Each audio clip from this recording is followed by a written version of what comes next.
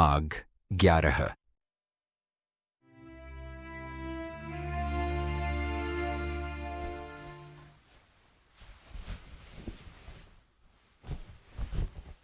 मालती को लगा कोई उसे बड़ी तेजी से हिला रहा है और इसी से उसने अपनी आंखें खोल दी। पास खड़ी जानकी उसके कंधे को तेज तेज हिला रही थी और बोलती भी जा रही थी। दीदी, दीदी, उठो दीदी, क्या हुआ? आप चीखी क्यों थीं? मालती उठकर बैठ गई। कुछ नहीं, मैंने एक डरावना सपना देखा था। तुम चिंता न करो, आराम से लेटो। मालती को सामान्य देखकर जानकी भी निश्चिंत हो गई थी। वह कुछ दूर हटकर खड़ी हो गई। मालती ने जानकी से तो सामान्य होकर बात कर ली थी, लेकिन उसके मन में उस डरावने सपने से उत्पन्न भय अभी गया नहीं था। वह जानती थी अब वह जल्दी सो नहीं पाएगी।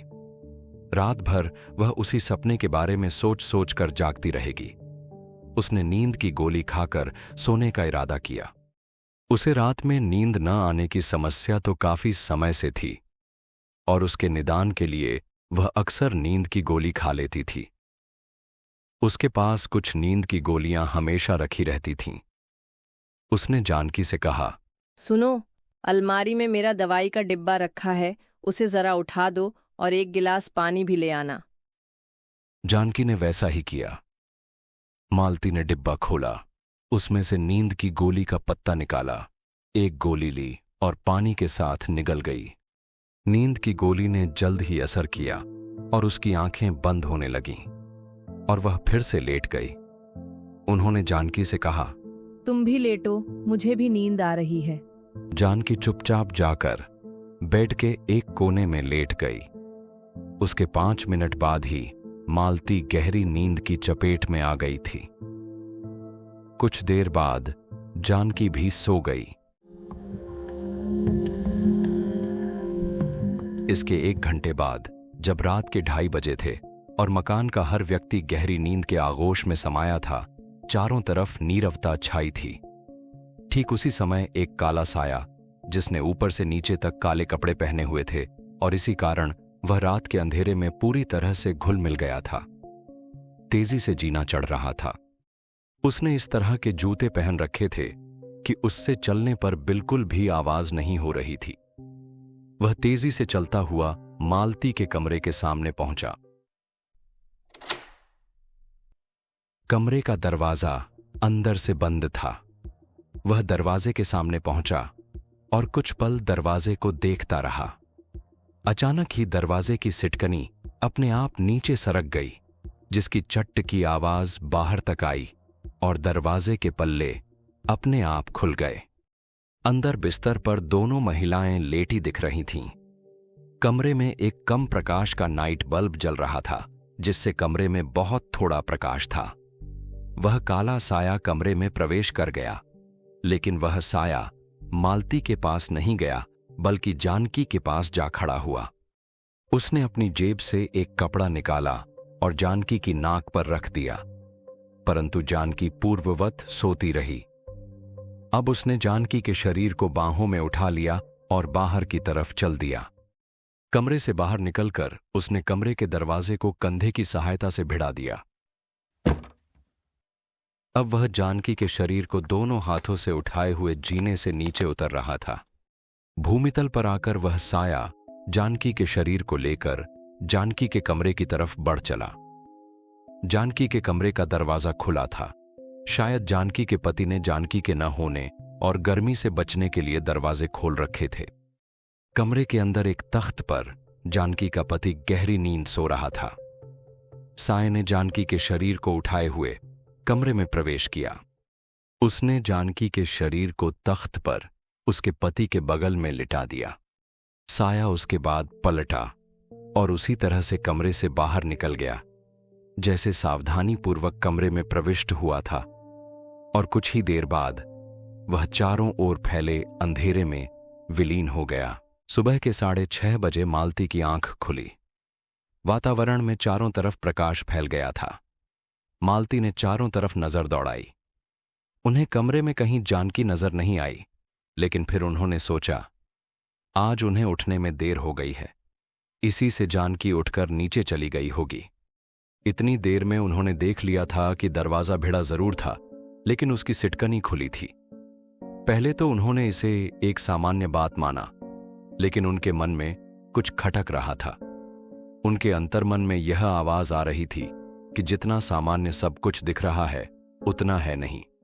जब मन नहीं माना तो वह उठीं और नीचे की तरफ चल दीं। सामान्यतः इस समय जानकी किचन में होती थी। उन्होंने सबसे पहले किचन में ही देखा। किचन खाली था। घर में इधर उधर देखती हुई वह जानकी को ढूंढने लगीं, लेकिन जानकी कहीं न दिखाई दी। अंत में मालती जानकी के कमरे पर पहुंच गई। वहां जानकी तख्त पर लेटी थी और उसके पास में उसका पति बेचैन सा खड़ा था। मालती को देखते ही बोल पड़ा, दीदी, जानकी को पता नहीं क्या हो गया है। बहुत देर से जगा रहा हूं, उठ ही नहीं रही। इतनी गहरी नींद तो कभी नहीं सोती। ये मेरे कमरे से चलकर यहाँ कब आई? मालती ने पूछा।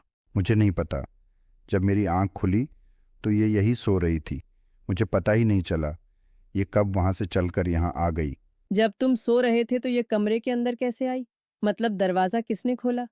दरवाज़ा तो खैर खुला था। कल मैंने अंदर से बंद नहीं किया था, लेकिन मुझे बिल्कुल पता नहीं चला कि ये कब आई और इस तरह से घोड़े बेचकर सो गई। इतनी देर में मालती तख्त पर बैठकर जानकी को गौर से देखने लगी। यह सो नहीं रही है, बल्कि बेहोश है। मालती ने घोषणा की, जरा इसके चेहरे पर पानी डालो।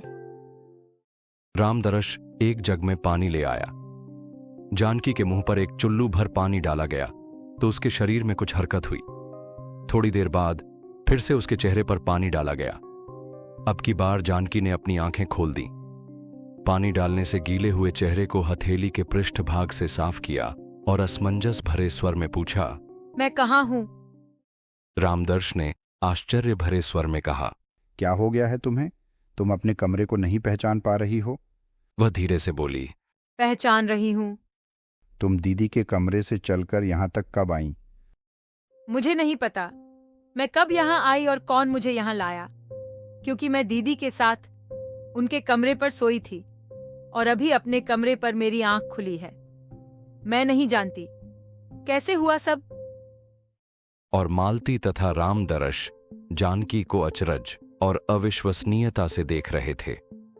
उन्हें लग रहा था कि जानकी उनसे झूठ बोल रही है, लेकिन क्यों, इसका जवाब उनकी समझ में नहीं आ रहा था। भाग 12।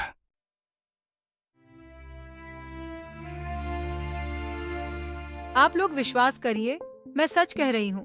मैं खुद चलकर नहीं आई हूँ, कोई मुझे उठाकर यहाँ तक लाया है। यह बात तुम इतने विश्वास से कैसे कह सकती हो, जबकि तुम्हारा तो कहना है कि तुम उस समय होश में ही नहीं थी? मालती ने पूछा, क्योंकि उनके मन का संशय अभी दूर नहीं हुआ था। कल मैं आपके कमरे में प्रवेश करने से पूर्व अपनी चप्पलों को आपके कमरे से बाहर रखाई थी, जिन्हें अभी भी रखा हुआ देखा जा सकता है।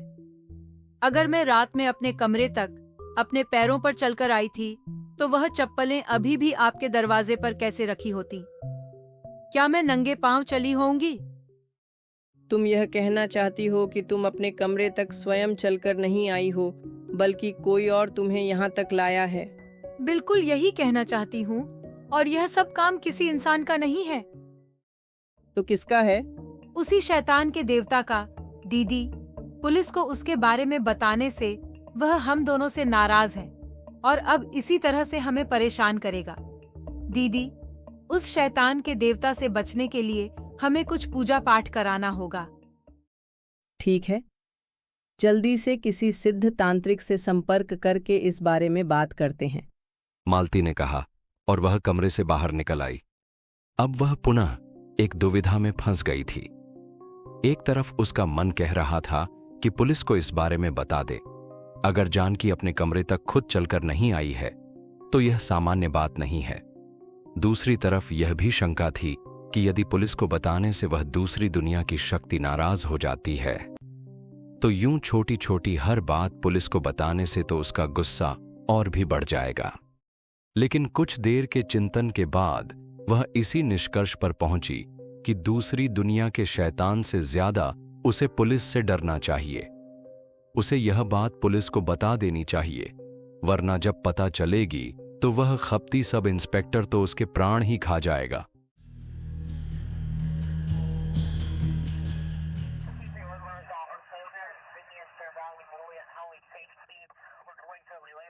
उधर सब इंस्पेक्टर विक्रम सिंह 9 बजे ही थाने पहुंच गया था। उसने सब इंस्पेक्टर धर्मेंद्र को भी 9 बजे ही आने को बोला था। यद्यपि उन्हें गेस्ट हाउस से लौटने में 10 बजे से ऊपर का समय हो गया था। विक्रम सिंह का विचार था महंत से पूछताछ के लिए जाने से पहले कुछ देर आपस में सारे पहलुओं पर विचार विमर्श कर लेना चाहिए। दूसरा उसका विचार था वहां जाने से पहले एक बार थानाध्यक्ष को भी बता देना उचित होगा। 5 मिनट बाद ही धर्मेंद्र भी आ गया। वह सीधे विक्रम सिंह के पास आ पहुंचा। सॉरी सर, थोड़ा लेट हो गया। कोई बात नहीं, इतना भी लेट नहीं हुए हो कि सॉरी बोलने की आवश्यकता हो। कल हम लोग इतना लेट हो गए थे कि इस विषय में ज्यादा बात नहीं हो पाई थी। अब आप बताइए, इस प्रकरण के बारे में आपका क्या विचार है? विक्रम ने पूछा। सर, अगर मेरे विचार की बात की जाए तो मुझे इस प्रकरण में पारलौकिक शक्तियों का समावेश होने की संभावना नहीं लगती है। मुझे तो यह पारलौकिक से ज्यादा मनोरोग का केस लगता है। वह मृतका और गेस्ट हाउस की मालकिन दोनों ही मनोरोगी हैं। रोग बढ़ने की अवस्था में मनुष्य को इस तरह से भूत प्रेत, अलौकिक और पारलौकिक शक्तियों का आभास होने लगता है। जहां तक शिवम आहूजा और महंत की बात है तो वह दोनों तो संदेह के घेरे में हैं ही। उनकी जांच तो होनी ही चाहिए। धर्मेंद्र ने अपने साथी के आगे विस्तार से अपने विचारों को रखा। लेकिन महंत एक प्रतिष्ठित आदमी है, उसकी जांच कहीं हमारे लिए उल्टी नुकसानदेह न साबित हो जाए। इस बारे में एक बार थानाध्यक्ष सर से भी चर्चा कर लेनी चाहिए। वो तो मैं करता ही, मैं तो तुम्हारी राय जानना चाहता था। कहा ना सर, मेरी भी वही राय है जो आपकी है। धर्मेंद्र बोला। विक्रम सिंह ने अपनी कलाई घड़ी पर नजर डाली। अभी 9:20 का समय हुआ था। इसका अर्थ था थानाध्यक्ष के आने में अभी 40 मिनट का समय था। सर, मैंने रात में गूगल से महंत के बारे में काफी जानकारी इकट्ठी कर ली है। धर्मेंद्र ने अपनी डायरी के पन्ने पलटते हुए कहा। Good, you are being a good officer. Thanks sir. Dharmendra ने विनम्रतापूर्वक कहा। फिर उसने डायरी से देखकर बोलना शुरू किया। सर, महंत जी जनता के बीच शिवानंद गिरी जी महाराज के नाम से मशहूर हैं। उनका आश्रम शहर से करीब 20 किलोमीटर दूर एक नदी के किनारे बना हुआ है। यह तंत्र मंत्र के अच्छे झाता हैं और लोगों के भूत भविष्य की सटीक जानकारी देते हैं। लोगों के बीच इनकी अच्छी प्रतिष्ठा है। यूं तो यह काफी समय से लोगों के बीच प्रसिद्ध है, लेकिन पिछले 10 सालों में तो इन्होंने बहुत ज्यादा नाम और पैसा कमा लिया है। इनसे मिलने बड़ी बड़ी राजनैतिक हस्तियां और बड़े अधिकारी आते हैं और इन्हें भरपूर दक्षिणा देते हैं। लेकिन आज तक इनके खिलाफ कोई विवादास्पद खबर नहीं सुनाई दी। लोग इन्हें देवता की भांति पूजते हैं। यही तो साली समस्या है। ऐसे आदमी पर हाथ डालने से पहले कई बार सोचना पड़ता है। विक्रम सिंह ने कहा। ठीक तभी उस सिपाही ने कमरे में प्रवेश किया जिसे विक्रम सिंह ने थानाध्यक्ष के आने पर सूचना देने के काम पर लगाया था। साहब, इंचार्ज साहब आ गए। अच्छा, आज तो जल्दी आ गए। अभी तो 9:45 हुए हैं। फिर वह धर्मेंद्र से मुखातिब हुआ। चलो चला जाए। और 5 मिनट बाद ही दोनों थाना प्रभारी के कक्ष में जा पहुंचे और अभिवादन के बाद मेज की सामने वाली कुर्सियों पर जा बैठे। बताइए, केस की क्या प्रगति है? सर, केस इस कदर उलझा हुआ है कि हम अभी तक किसी निष्कर्ष पर नहीं पहुंच पाए हैं। एक बारगी तो लगता है यह हत्या किसी मनुष्य के द्वारा नहीं की गई है, बल्कि इसमें दूसरी दुनिया की किसी शक्ति का हाथ है। दूसरी बार में लगता है यह किसी शातिर व्यक्ति का कारनामा है, और तीसरी तरफ ऐसा लगता है कि वह लड़की मनोरोगी थी और उसी रोग की अधिकता में उसने आत्महत्या कर ली। विक्रम सिंह ने अपने अधिकारी को समझाया। लड़की की मृत्यु का दूसरा और तीसरा कारण तो माना जा सकता है, लेकिन दूसरी दुनिया की बात तो बेबुनियादी है। तुम एक जिम्मेदार पुलिस अफसर होकर भी इन भूत प्रेत की बेसिर पैर की बात पर यकीन करते हो? सर, मैं भी भूत प्रेत पर विश्वास नहीं करता हूं। लेकिन गेस्ट हाउस की मालकिन बार बार चीख चीख कर यही कहती रही है कि शैतानों के देवता ने ही वैदेही से नाराज होकर उसकी हत्या की है। विक्रम ने सफाई दी। उसके कहने से क्या हुआ? ये बेकार की बात है, कोई सार्थक बात बताओ। मुझे बताओ, आगे जांच की क्या दिशा तय की है? सर, मैं वैदेही की मौत वाले दिन उसके फोन पर आई आखिरी 2 कॉल करने वाले लोगों को टारगेट पर रखना चाहता हूं।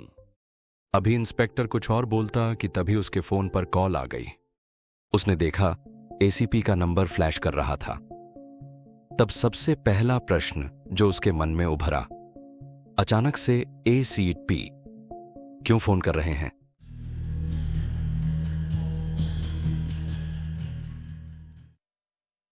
भाग 13।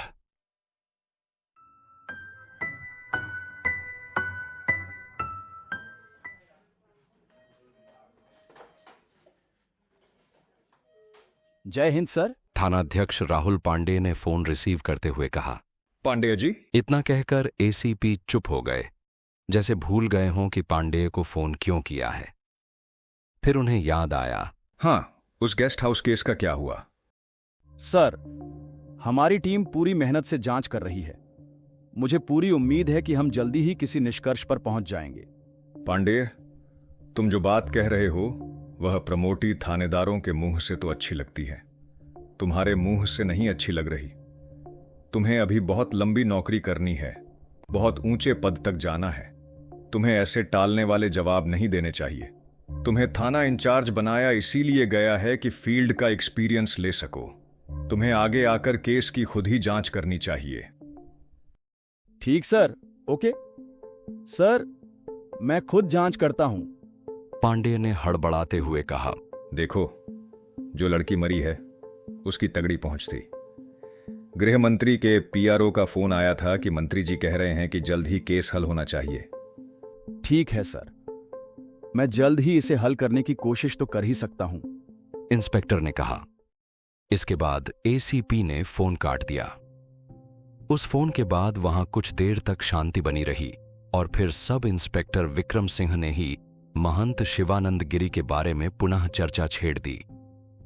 उन्होंने थाना प्रभारी को वैदेही के मोबाइल से महंत को की गई आखिरी कॉल और बाद में उस मोबाइल पर उनके द्वारा की गई कॉल को काटने और फिर मोबाइल को स्विच ऑफ करने के बारे में सारी जानकारी दी।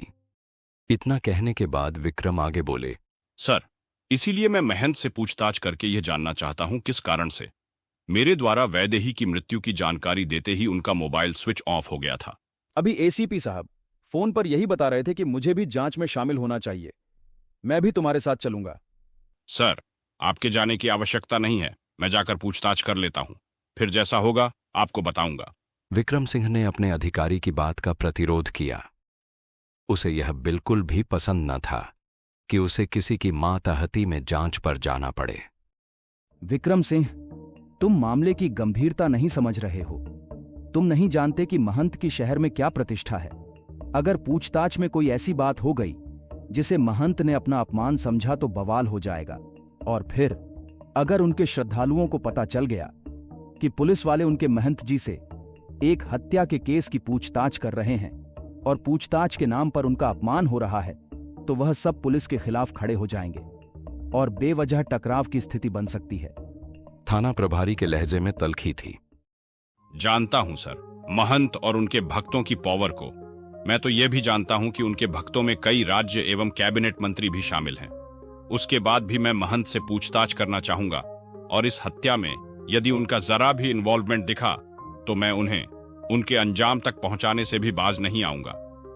उस समय मुझे कोई भी नहीं रोक पाएगा, मंत्री भी नहीं। सब इंस्पेक्टर के लहजे में अत्यंत दृढ़ता थी। थाना प्रभारी कुछ देर तक सोचते रहे, फिर बोले।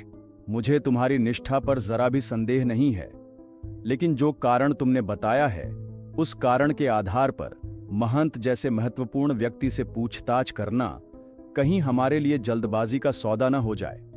हमें काफी सोच विचार कर ही कोई कदम उठाना चाहिए। आप निश्चित रहें सर, मैं अपने काम को बहुत समझदारी से ही अंजाम दूंगा। नहीं, ये ठीक नहीं है। मैं साथ में चलूंगा। फिर जैसा आप ठीक समझे। विक्रम सिंह ने हार मानते हुए उत्तर दिया।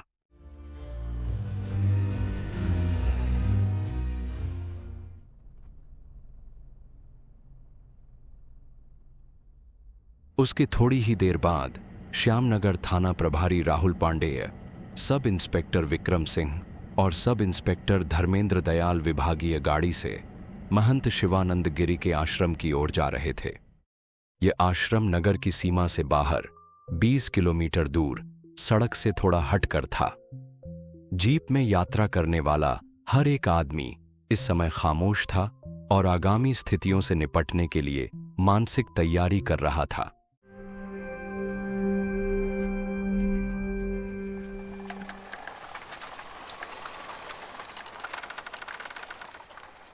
अब गाड़ी ऐसे मोड़ पर आ गई थी जहां से आश्रम के लिए रास्ता मुड़ता था। ड्राइवर ने आश्रम के रास्ते पर गाड़ी घुमा दी। उस संकरे रास्ते की शुरुआत में ही बड़ा सा बोर्ड लगा था।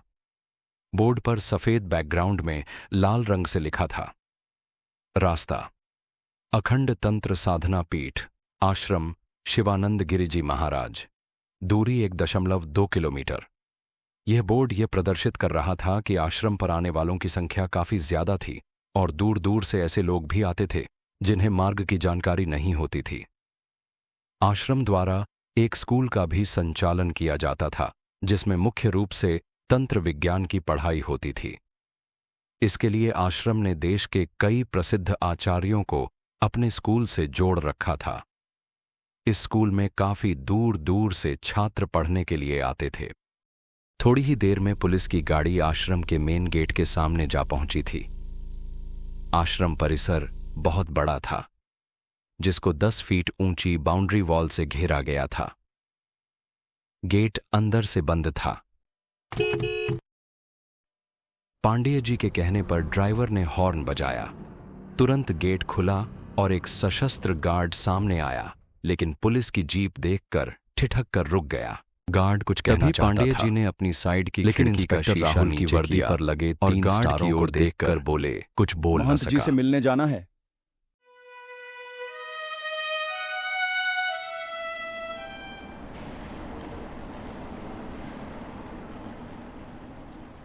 प्रवेश द्वार से अंदर घुसते ही वे लोग एक बड़े रिसेप्शन हॉल में जा पहुंचे। रिसेप्शन हॉल पहली नजर में किसी आश्रम के स्थान पर एक अच्छे होटल का रिसेप्शन लग रहा था।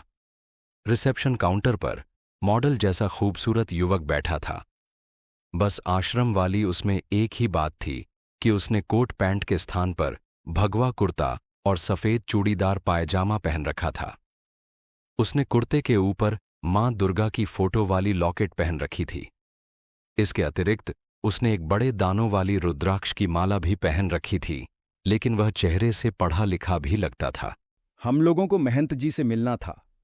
थानाध्यक्ष राहुल पांडेय ने उस युवक से कहा। सर, क्या आपकी और महंत जी की भेंट का समय पूर्व निर्धारित है? युवक ने आदरपूर्ण ढंग से कहा। नहीं, समय पूर्व निर्धारित नहीं है। असल में हमें एक केस के सिलसिले में महंत जी से कुछ जानकारी लेनी थी। क्षमा चाहता हूं सर, महंत जी का इतना व्यस्त शेड्यूल रहता है कि पूर्व निर्धारित कार्यक्रम के अलावा अनायास ही आए किसी व्यक्ति से मिलना संभव नहीं हो पाता है। राहुल तो चुप होकर कुछ अन्य उपाय सोचने लगे, लेकिन विक्रम सिंह को इस तरह से पुलिस को रोका जाना अखरा और वह तैश में कुछ बोलने ही जा रहा था। लेकिन उसके भाव पड़ते हुए इंस्पेक्टर ने उसके कंधे पर हाथ रखकर उसे शांत रहने का इशारा किया। देखिए, हम समझ सकते हैं कि महंत जी बहुत व्यस्त हैं, लेकिन हम भी विवश हैं। केस हल करने के लिए महाराज से मिलना आवश्यक है। पांडे जी ने उस रिसेप्शन पर बैठे युवक को समझाने का प्रयास किया, लेकिन पांडे जी की बात का युवक पर कोई असर हुआ हो ऐसा बिल्कुल भी नहीं लगा था। वह पूर्ववत नम्र लहजे में बोला। शायद ऐसा बोलना उसके प्रोफेशन का हिस्सा था। सर, वैसे भी यह महंत जी के विश्राम का समय है। 3 बजे वह अपने विश्राम कक्ष से बाहर निकलते हैं। तब मैं आपसे उनकी भेंट हो जाए ऐसा प्रयास करूंगा। राहुल पांडेय ने कलाई घड़ी में समय देखा। अभी 2 बजने में 15 मिनट बाकी थे, अर्थात यदि मिलने की संभावना होती भी तो 1.25 घंटे बाद।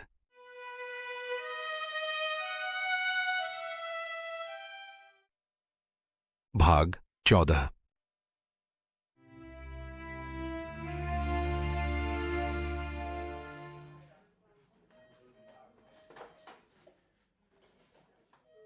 अब राहुल पांडे और उनकी टीम के लिए 1.25 घंटे का समय सिर्फ इंतजार में गुजार देना संभव न था। उन्होंने कोई दूसरा रास्ता चुनने का निश्चय किया। अच्छा, अगर महंत जी के कोई निजी सचिव हो तो उन्हीं से मुलाकात करा दीजिए, राहुल पांडे ने रिसेप्शनिस्ट से कहा। रिसेप्शन पर बैठे युवक ने बिना कुछ बोले इंटरकॉम पर एक नंबर डायल किया और धीरे से कुछ बोला। फिर पुलिस दल से संबोधित हुआ। निजी सचिव शुक्ला जी से बोल दिया है, वह कुछ ही मिनट में आपके पास आ रहे हैं। तब तक आप लोग सामने वाले प्रतीक्षा कक्ष में बैठें। उसने हॉल के बाईं ओर बने एक सजे संवरे कमरे की तरफ इशारा किया।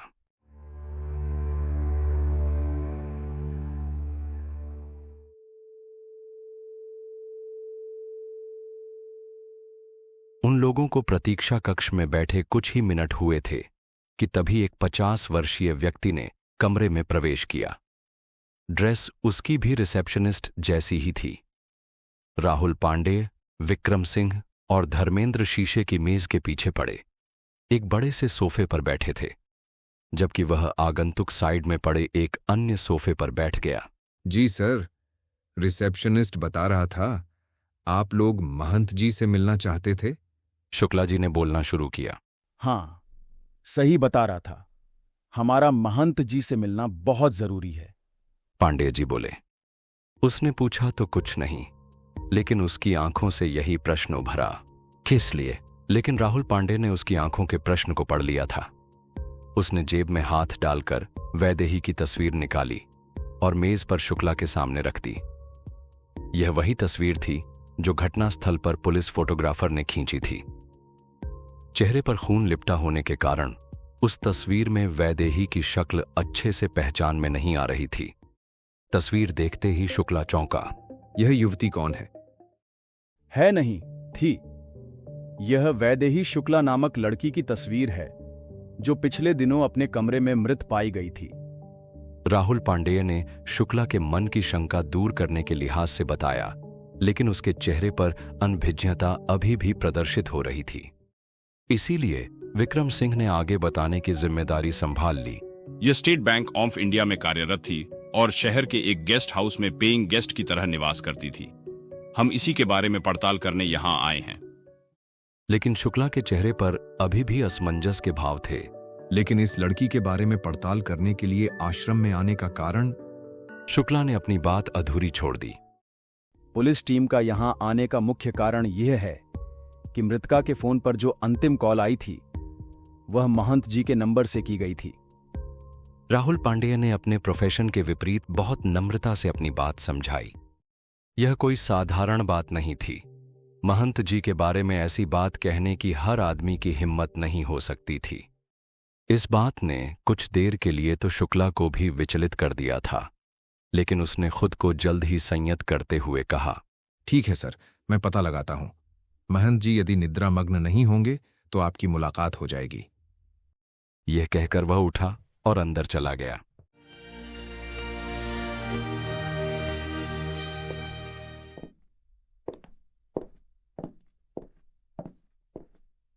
दस मिनट के बाद रिसेप्शनिस्ट उनके पास प्रतीक्षा कक्ष में आया। सर, शुक्ला जी ने मैसेज भेजा है कि महंत जी आज सो नहीं रहे हैं। वह आप लोगों से मिलने को तैयार हो गए हैं और आपको अंदर बुला रहे हैं। इतना कहकर वह घूमा और कक्ष से बाहर निकल गया। उसी समय आश्रम का दूसरा कर्मचारी अंदर घुसा। आप लोग मेरे साथ आइए। तीनों पुलिसकर्मियों को साथ लेकर वह कर्मचारी अंदर की ओर चल दिया। हॉल से निकलकर वे एक गैलरी में आ गए। गैलरी के अंतिम सिरे पर बने कक्ष के सामने पहुंचकर उसने दरवाजा खटखटाया और अंदर प्रवेश कर गया। उनके पीछे तीनों पुलिस अधिकारी भी प्रविष्ट हो गए। उस कक्ष में शुक्ला बैठा था। पुलिस वालों को आया देख वह खड़ा हो गया। आप लोग प्लीज अंदर वाले कमरे में बैठिए, मैं महंत जी को सूचित करता हूं। यह कहकर वह उस कमरे से जुड़े दूसरे कमरे में उन्हें ले आया। फिर वह कमरे से बाहर निकल गया। वहां भी एक सोफा पड़ा था। वे लोग उस पर बैठ गए, लेकिन उस कमरे में एक विशालकाय सिंहासन नुमा कुर्सी भी रखी थी, जो शायद किसी विशेष व्यक्ति के बैठने के लिए आरक्षित थी।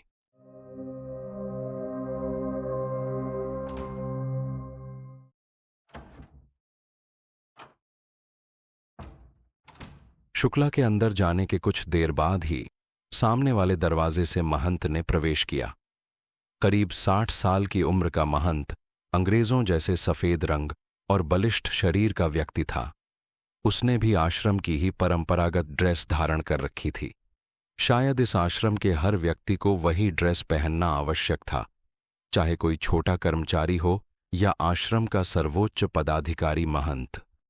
वह आकर सोफे के सामने पड़ी। उसी ऊंची टेक वाली सिंहासन नुमा कुर्सी पर बैठ गया। फिर उसने एक नजर सब पर डाली और धीर गंभीर स्वर में बोला, आयुष्मान वत्स। तीनों पुलिसिये चौंके और एक दूसरे की तरफ देखने लगे।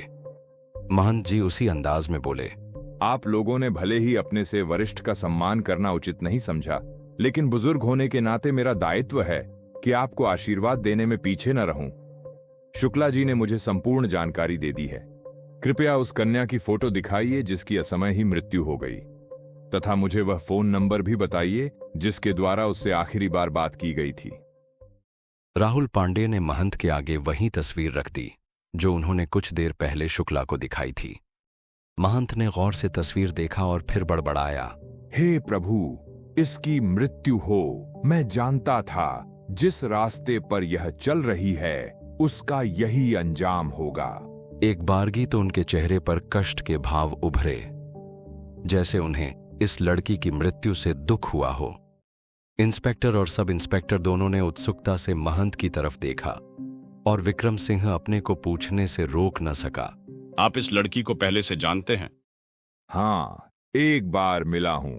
मुझे स्मरण हो रहा है, यह कन्या मुझसे लगभग 1 साल पहले मिलने आई थी।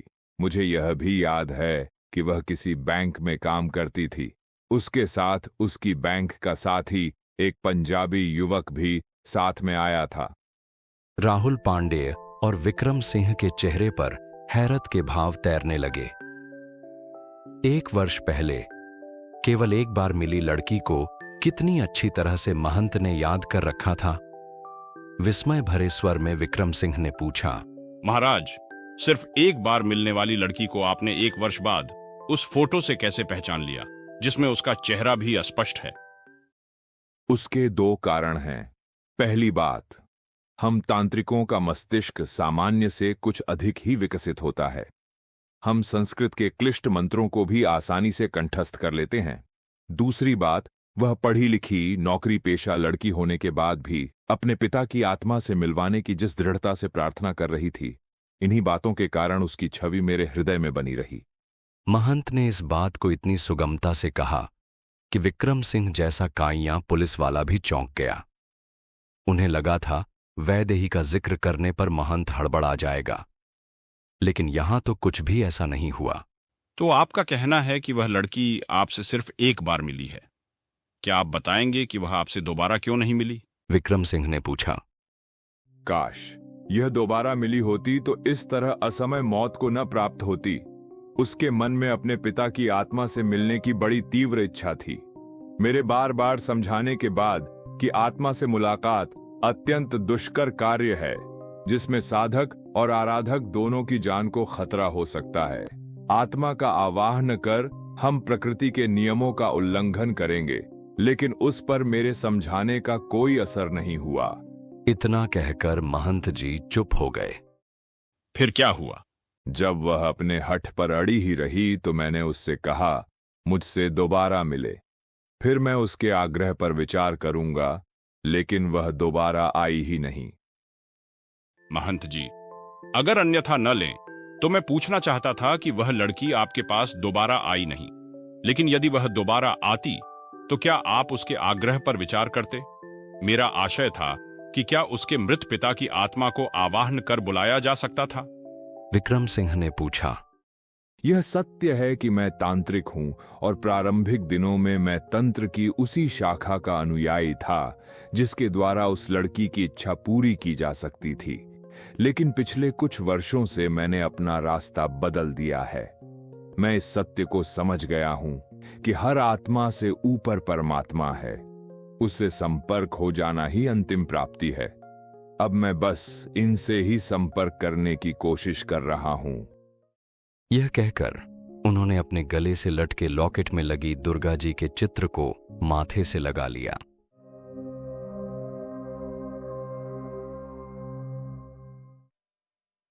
भाग 15।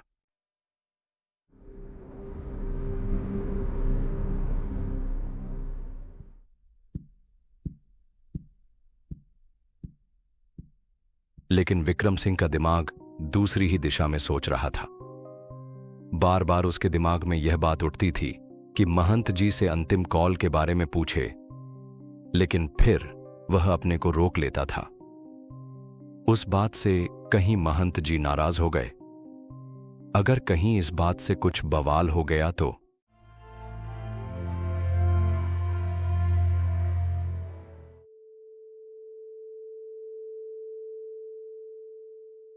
तभी महंत जी विक्रम सिंह से बोले, विक्रम जी, मैं आपके मन में उठ रहे प्रश्नों को समझ रहा हूं। आप यही सोच रहे हैं ना कि मृत लड़की के फोन पर जो अंतिम कॉल की गई थी वह मेरे मोबाइल नंबर से की गई थी। तुम उस बारे में मुझसे पूछना चाहते हो, लेकिन संकोचवश पूछ नहीं पा रहे हो, है ना यही बात? इतना कहकर उन्होंने विक्रम सिंह और राहुल पांडेय के चेहरे को बारी बारी से देखा। राहुल के चेहरे पर जहां हल्का सा विस्मय था, वहीं विक्रम सिंह का चेहरा निर्विकार था। अब आप सोच रहे होंगे कि मुझे आपका नाम और आपके मन में उठ रहे विचारों को जानने में कैसे सफलता मिली। नहीं सोच रहा, क्योंकि मुझे मालूम है आप कैसे जान गए। मेरा नाम आपने वर्दी पर लगी नेम प्लेट से जान लिया और मन की बात आपको आपके निजी सचिव ने बताई होगी।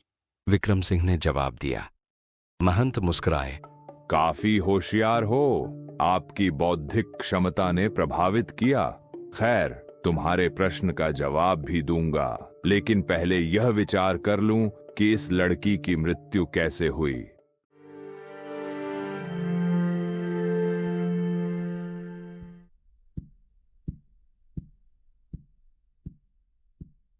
फिर महंत जी आंखें मूंद लीं, जैसे ध्यानस्थ हो गए हों।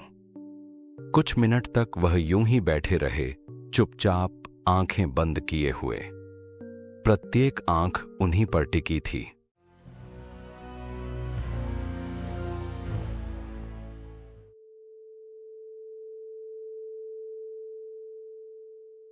कुछ देर बाद उन्होंने आंखें खोलीं और धीरे धीरे बोलना शुरू किया। उसकी जिद ही उसकी मौत का कारण बनी। मेरे से मिलने के बाद शायद उसे यह लगा कि मैं उसके पिता की आत्मा से मिलने संबंधी कार्यवाही नहीं करूंगा।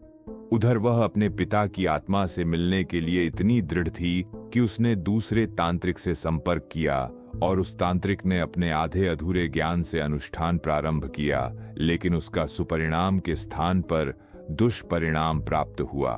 वह एक शैतान आत्मा के वशीभूत हो गई और अंत में मारी गई। इतना कहकर महंत रुके। ऐसा लग रहा था जैसे अभी तक वह किसी शक्ति के अधीन होकर बोल रहे थे, लेकिन अब वह वर्तमान में लौट आए थे। इसी भावना के तहत उन्होंने आगे बोलना शुरू किया। हाँ विक्रम सिंह जी, अब आपके प्रश्न का उत्तर देता हूं। बताइए, आप अपने मन की शंका मेरे सामने रखिए। श्रीमान जी, मैं अपने मन के उस प्रश्न को बाद में आपके सामने रखूंगा। अभी मैं आपसे अपने मन में उपजे दूसरे प्रश्न का उत्तर चाहूंगा। विक्रम सिंह ने उत्तर दिया। अवश्य पूछिए, मैं आपके मन की शंका दूर करता हूं। अभी आपने कहा वैदेही की मृत्यु किसी शैतान आत्मा के वशीभूत होने से हुई।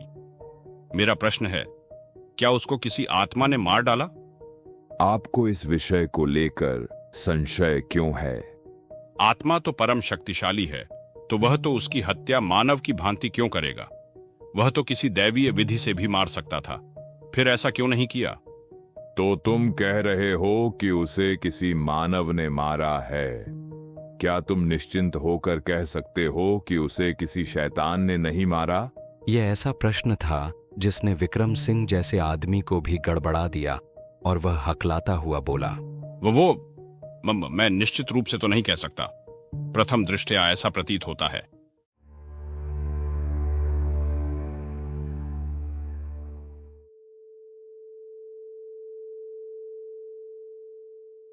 महंत जी धीरे से मुस्कुराए। तुम्हारे मन में जो संशय उत्पन्न हुआ उसका कारण भी वह शैतानी शक्ति ही है, जिसने घटनास्थल पर ऐसा वातावरण बना दिया कि देखने वाले को इसका कारण कोई मनुष्य लगे। अब पहले वाला प्रश्न पूछो। मुझे उस नंबर के बारे में जानना है जिस पर उस लड़की ने अंतिम कॉल की थी, और यही नहीं, उस मृत लड़की ने परसों जिस फोन नंबर पर कॉल किया था, कल उसी नंबर पर मैंने खुद फोन किया। किसी ने फोन उठाया, फिर फोन स्विच ऑफ हो गया। मैं उसी नंबर के बारे में जानना चाहता हूं। विक्रम सिंह ने अपनी बात विस्तार से समझाई। मुझे वह नंबर कागज पर लिख कर दीजिए जिस पर आपने कल फोन किया था। महंत जी बोले थे। और उस फोन का समय भी बताइए।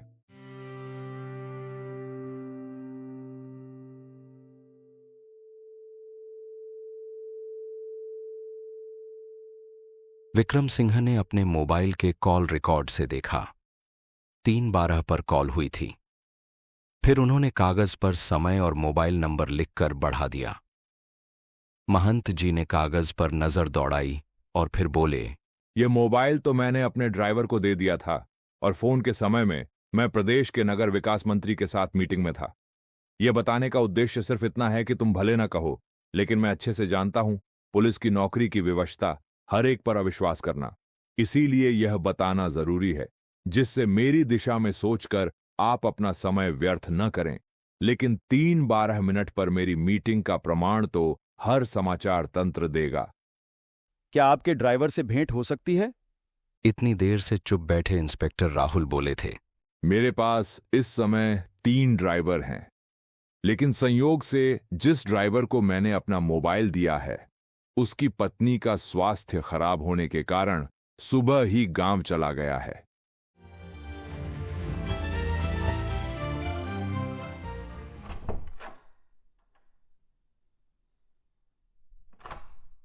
तभी उनके वार्तालाप में व्यवधान पड़ा। जिस कमरे से महंत इस कमरे में आए थे, उसी कमरे से एक 30 वर्षीय युवक ने अंदर प्रवेश किया। गुरुवर, व्यापार मंडल के प्रांतीय अध्यक्ष से होने वाली मीटिंग के निर्धारित समय से 5 मिनट ज्यादा हो गए हैं। वह युवक बोला था। चलो ठीक है, बस कुछ समय में पहुंचते हैं। फिर वह आने वाले युवक की तरफ संकेत करके मुस्कुराए। यह गोविंदाचार्य जी हैं, मेरे अत्यंत प्रिय शिष्य। जल्द ही हम इन्हें अपना उत्तराधिकारी घोषित कर देंगे। इतना कहकर वह उठे और अंदर जाने के लिए घूमे। तभी विक्रम सिंह ने तेजी से कहा था, जी, हमें उस ड्राइवर का पता मिल जाता जो गांव चला गया है, तो हम उससे पूछताछ करने के लिए उसके गांव चले जाते। हमारे निजी सचिव से उसका नंबर ले लेना, कहकर महंत जी अंदर चले गए। गोविंदाचार्य ने अपने गुरु की बात सुनी। उसका कदम जरा सा लड़खड़ाया, फिर वह भी तेजी से अंदर चला गया।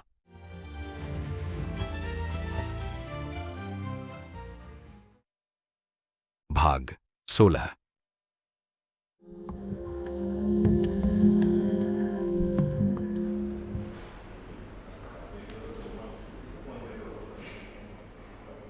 दोपहर के 11:30 थे। मालती अभी तक डाइनिंग हॉल में ही बैठी थी। शालिनी और रचना ब्रेकफास्ट करके अपने अपने काम पर चली गई थीं। ब्रेकफास्ट तो मालती ने भी कर लिया था, लेकिन वह अभी भी डाइनिंग टेबल पर ही बैठी थी। उसका दिमाग बुरी तरह से भन्ना रहा था। वह अभी तक समझ नहीं पा रही थी कि जानकी उसके कमरे से निकलकर अपने कमरे में कैसे पहुंच गई, जबकि उसे अपने जाने का जरा भी आभास न हुआ था। वह तो अपने कमरे में बेहोश पड़ी मिली थी। इसका मतलब वह अपने आप नहीं गई थी, बल्कि किसी और ने उसे वहां तक पहुंचाया था। वह कौन था? कोई मनुष्य या कोई? मालती इसके आगे का सोचने भर से कांप गई। धीरे धीरे उसके मन ने भी इस बात को स्वीकारना शुरू कर दिया था कि जानकी को किसी दूसरी दुनिया की शक्ति ने स्थानांतरित किया था। उस अनजानी शक्ति का विचार मन में आते ही उसके भीतर की कंपाहट बढ़ गई थी। जरूर ही मुझको नुकसान पहुंचाने के लिए जानकी को उस कमरे से हटा दिया गया था, मालती ने सोचा। लेकिन फिर मुझे नुकसान पहुंचाया क्यों नहीं, जबकि मैं भी नींद की गोली लेकर लगभग बेहोश ही हो गई थी। मैं तो कोई विरोध भी नहीं कर पाती। मालती के मन ने अपने ही पहले वाले विचार का विरोध किया। इतना कहकर जानकी मालती के पैरों के पास बैठ गई और उसके पैरों को अपने दोनों हाथों से पकड़ लिया। तभी उसके विचारों की श्रृंखला टूटी। जानकी और उसका पति एक साथ डाइनिंग हॉल में आए और दोनों हाथ जोड़कर खड़े हो गए। क्या हुआ? मालती ने अचरज से पूछा। दीदी, अब मुझे छुट्टी दे दो। आपके यहाँ काम करके बहुत अच्छा लगा। आपने कभी मुझे नौकरानी नहीं समझा, हमेशा छोटी बहन माना, लेकिन विवश हूँ। अब मैं आपके यहाँ काम नहीं कर पाऊंगी। बात यह है दीदी, जब जान है तो सब कुछ है। कल रात में जिस भूत ने मुझे आपके कमरे से उठाकर मेरे कमरे तक पहुंचा दिया, वह मुझे मार भी सकता था। उसके लिए मेरी गर्दन दबा देना कौन सा मुश्किल था? या आगे वह मेरे या मेरे पति के साथ कभी भी कुछ भी कर सकता है। नहीं दीदी, हम यहाँ नहीं रह पाएंगे। उसने अपने पति की तरफ सहमति पाने के नजरिए से देखा। यह तुम कैसे कह सकती हो कि तुम्हें किसी भूत ने ही उठाया था? मेरी छोड़ो दीदी, आप बताओ, क्या आपको यह किसी भूत प्रेत की कारस्तानी नहीं लगती? जानकी के इस प्रश्न ने मालती को निरुत्तर कर दिया था। तो यह तुम लोगों का आखिरी फैसला है? मालती ने निराशा भरे स्वर में पूछा। मजबूरी है, दिल से हम यहाँ से नहीं जाना चाहते। जाओगे कहाँ? फिलहाल तो इनके घर पर रहेंगे और कहीं नई जगह नौकरी ढूंढेंगे। जानकी ने ईमानदारी से जवाब दिया। जाओ, जाने वाले को कौन रोक पाया है? लेकिन अभी तुमने एक रिश्ता बनाया था, छोटी बड़ी बहन का। दिल पर हाथ रखकर जवाब दो, क्या तुम्हारी असली बहन इस तरह से मुसीबत में होती तो उसे भी तुम अकेला छोड़कर चले जाते? मालती ने यह बात इतने भावनात्मक रूप से कही थी कि जानकी और रामदर्श दोनों सोचने पर मजबूर हो गए। ठीक है दीदी, हम आपस में 2 मिनट बात कर लें, फिर आपको बताते हैं। यह कहकर जानकी अपने पति के साथ डाइनिंग हॉल से बाहर निकल गई। 2 मिनट के स्थान पर वे 5 मिनट बाद अंदर आए। अब की बार रामदर्श ने बोलना शुरू किया। दीदी, हमने फैसला किया है कि हम आपके यहाँ से काम नहीं छोड़ेंगे, लेकिन रात में यहाँ नहीं रुका करेंगे। सुबह हम जल्दी आ जाया करेंगे और रात का काम निपटा कर चले जाया करेंगे। मालती ने अनिच्छा से ही सही सिर हिलाकर उनकी बात को स्वीकृति दे दी। फिर दोनों घर के काम निपटाने अंदर चले गए।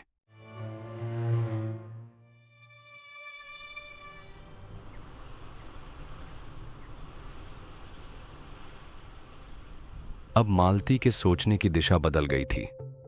क्या उसे पुलिस को फोन करके कल की बात बतानी चाहिए? हाँ, बताना ही होगा।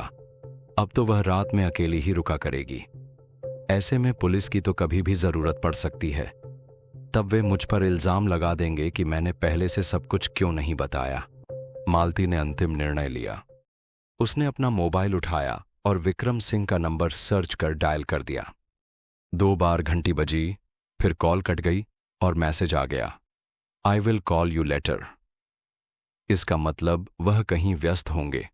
तभी उसका फोन काट दिया। थोड़ी देर बाद फिर उन्हें फोन करेगी, यह सोचकर वह अपने कमरे की तरफ चली गई।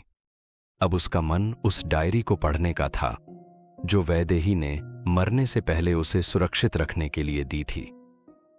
कमरे में पहुंचकर उसने अलमारी की चाबी का गुच्छा उठाया और उसकी एक चाबी से अलमारी खोल ली।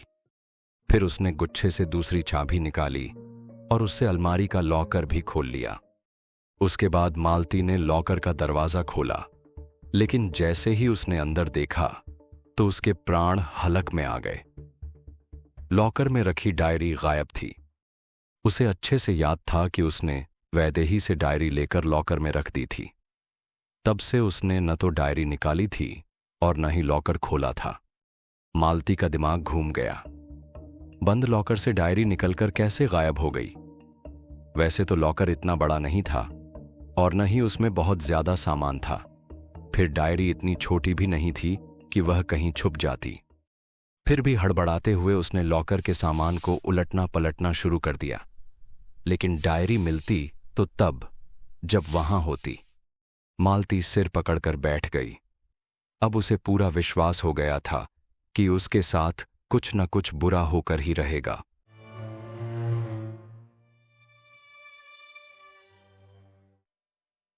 भाग 17।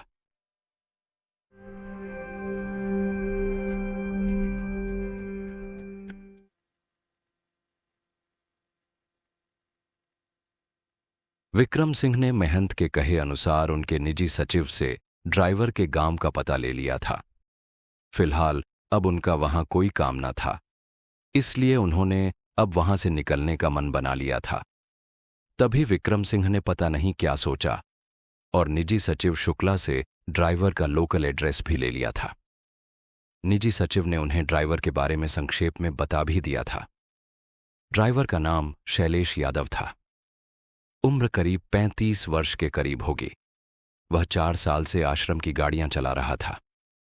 आश्रम में छोटी बड़ी मिलाकर करीब 6 गाड़ियां थीं। वहां तैनात तीनों ड्राइवर किसी भी गाड़ी को चला लेते थे, लेकिन शैलेश के सबसे पुराना होने के कारण महंत जी की गाड़ी ज्यादातर वहीं चलाता था। थाना प्रभारी ने विक्रम सिंह और धर्मेंद्र दयाल से अगले दिन ही शैलेश के गांव चले जाने की बात कही थी। जैती खेड़ा शैलेश के गांव का नाम था, जो शहर की सीमा से 50 किलोमीटर दूर था।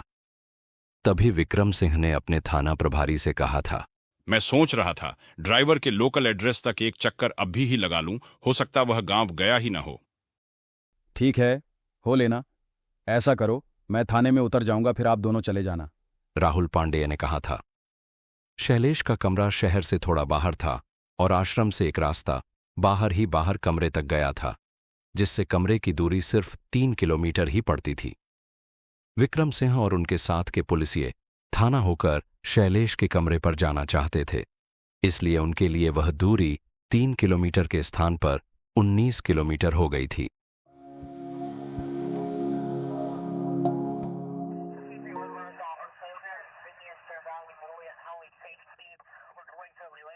इसी बीच विक्रम की नजर अपने मोबाइल पर गई। उसमें मालती की मिस कॉल दिख रही थी। उसने मालती को कॉल बैक किया। हाँ मैडम, आपने फोन किया था? हाँ, मैंने किया था। मैं आपको बुलाना चाहती थी, लेकिन आपसे बात ही ना हो सकी। जहां मैं अभी हूं वहां मोबाइल को साइलेंट कर लिया था, इसलिए पता ही नहीं चला। खैर बताइए। कहा ना, मैं आपको बुलाना चाहती थी। मालती ने बताया। कोई विशेष बात? है तो विशेष ही बात, लेकिन अगर आप व्यस्त हैं तो बाद में आ जाइएगा। मालती ने उत्तर दिया। नहीं, मैं तो व्यस्त ही हूं, इसीलिए दूसरे सब इंस्पेक्टर को आपके पास भेज रहा हूं। आप उनसे भी निर्भीक होकर बात कर सकती हैं। वैसे वह आपके लिए कोई अनजान नहीं है। एक बार मेरे साथ वह आपके पास आ चुके हैं। इतनी देर में वह लोग थाने पहुंच गए थे। थानाध्यक्ष गाड़ी से उतर गए थे। धर्मेंद्र को भी उसने मालती के गेस्ट हाउस जाने के लिए थाने में उतरने को कह दिया था। फिर वह थाने से 2 कांस्टेबलों को लेकर शैलेश के कमरे की तरफ बढ़ गया था।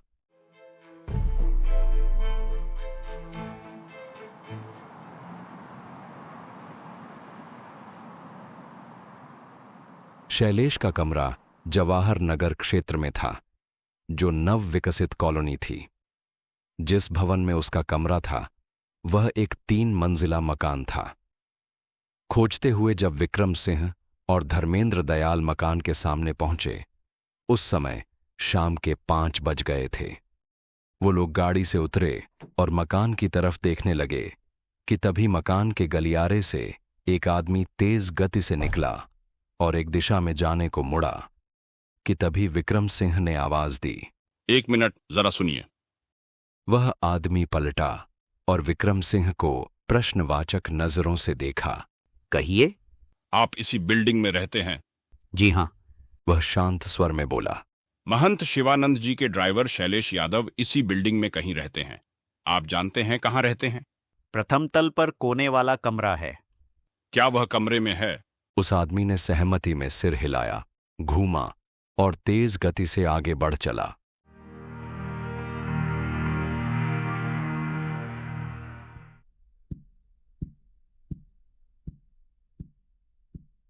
वह लोग उस कमरे के सामने पहुंच गए थे जिसमें शैलेश के रहने के बारे में बताया गया था। दरवाजा अंदर से बंद था। नीचे मिले व्यक्ति द्वारा भी शैलेश के अपने कमरे में होने की बात कही गई थी। साथ आए कांस्टेबल अनीस ने दरवाजे को नॉक करने के लिए छुआ। हल्के से दबाव से दरवाजा अंदर की तरफ खुलने लगा। इसका मतलब दरवाजा अंदर से बंद नहीं था, बल्कि सिर्फ उड़का था। दबाव पड़ने से दरवाजा कुछ खुल गया था और दरवाजों के बीच एक झिर्री हो गई थी। कमरे में धूप अंधेरा था, इस कारण से अंदर का कुछ भी दिख नहीं रहा था। शैलेश यादव हैं? विक्रम सिंह तेज आवाज में बोला था, लेकिन कमरे के अंदर कोई प्रतिक्रिया नहीं हुई। अनीस ने आगे बढ़कर दरवाजा खटखटाया और वह भी उसी तरह से बोला था, अंदर कोई है? इस बार भी पूर्ववत शांति रही। फिर उसने हाथ बढ़ाकर पूरा दरवाजा खोल दिया। अंधेरा होने के कारण दरवाजा खुलने के बाद भी कुछ न दिख रहा था। अनीस ने अपने मोबाइल की टॉर्च जलाई। कुछ ही दूरी पर स्विच बोर्ड था। उसने एक बार में ही बोर्ड के सारे स्विच ऑन कर दिए। कमरे में रोशनी फैल गई। दोनों की नजरें कमरे में दौड़ गईं। कमरा खाली था, कोई नहीं था कमरे में। कमरे में तो कोई नहीं है, जबकि नीचे मिला आदमी कह रहा था कि शैलेश कमरे में ही है। विक्रम सिंह बोले थे, सामने वाला दरवाजा देखिए, उस तरफ क्या है सर? शायद बाथरूम होगा, आओ देखते हैं। कहकर विक्रम सिंह तेजी से उस तरफ बढ़ा। वह दरवाजा भी कमरे के मेन गेट की तरह उड़का ही था, जो हाथ के धक्के से खुल गया था। वह बाथरूम ही था, लेकिन वह बाथरूम खाली न था। दरवाजे के ठीक सामने पीठ के बल कोई पड़ा था। वह करीब 35 साल का व्यक्ति था, जिसके सीने के ठीक ऊपर पूरा का पूरा खंजर धंसा था। जख्म से निकला खून पूरे बाथरूम में फैला था। शायद यह सब हुए बहुत वक्त नहीं हुआ था, क्योंकि जख्म से अभी भी खून रिस रहा था। ओह, क्या यही शैलेश है? विक्रम सिंह ने जैसे अपने आप से प्रश्न किया, लेकिन अनीस ने भी उसकी बात साफ सुनी थी। फिर विक्रम सिंह ने अपनी जेब से दस्ताने निकाले, जो वह हमेशा अपनी जेब में रखे रहता था, और दस्ताने पहनकर वह जमीन पर पड़े व्यक्ति के पास बैठ गया। उसने नब्ज देखी। विक्रम सिंह कोई आकलन न कर सका। फिर उसने नाक के नीचे अंगुली फिराई और तब उसे एहसास हुआ कि घायल व्यक्ति अब भी जीवित था, हालांकि सांस बहुत फंसकर आ रही थी। यह जिंदा है, इसकी सांस अभी भी चल रही है। अगर इसे अस्पताल पहुंचा दिया जाए तो बच भी सकता है। उत्तेजना में विक्रम सिंह की आवाज तेज हो गई थी। एम्बुलेंस को फोन करके पता करो कितनी देर में पहुंचेगी। यदि ज्यादा देर हो तो नीचे से ड्राइवर को बुलाना, खुद ही अस्पताल ले चलते हैं। विक्रम ने अपने साथी पुलिसकर्मी को निर्देशित किया। अनीस ने एक नंबर डायल किया। कुछ देर बात हुई। फिर फोन काटकर विक्रम सिंह से बोला था, एम्बुलेंस बिल्कुल पास में ही है, 5 मिनट में आने को कहा है। ठीक है, आप नीचे से एम्बुलेंस कर्मियों को ले आइएगा। तब तक मैं इसके कुछ फोटो खींच लेता हूं। अनीस नीचे चला गया और ठीक 8 मिनट बाद वह एक डॉक्टर और स्ट्रेचर उठाए 2 स्टाफ के साथ वापस लौटा। डॉक्टर विक्रम सिंह को जानता था।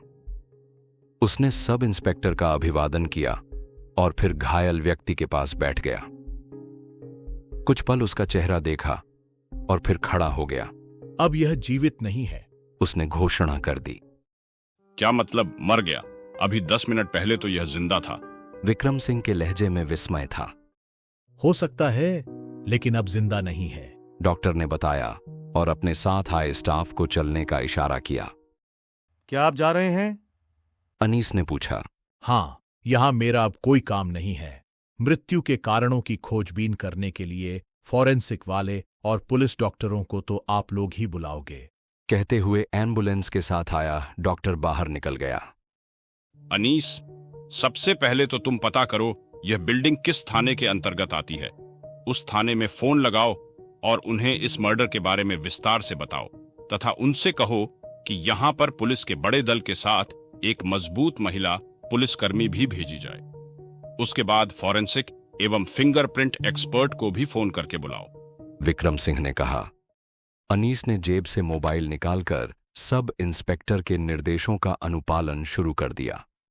फिर विक्रम सिंह ने दूसरे कांस्टेबल को निर्देशित किया, और गुलाब सिंह, तुम बिल्डिंग में रहने वाले हर एक को नीचे पार्किंग में आने को कहो। दूसरे थाने के आने तक हमें यहीं रुकना है। फिर जब फॉरेंसिक और फिंगरप्रिंट वाले आकर अपना काम करेंगे तो हमें इस बिल्डिंग की पार्किंग में आए लोगों से पूछताछ करनी होगी।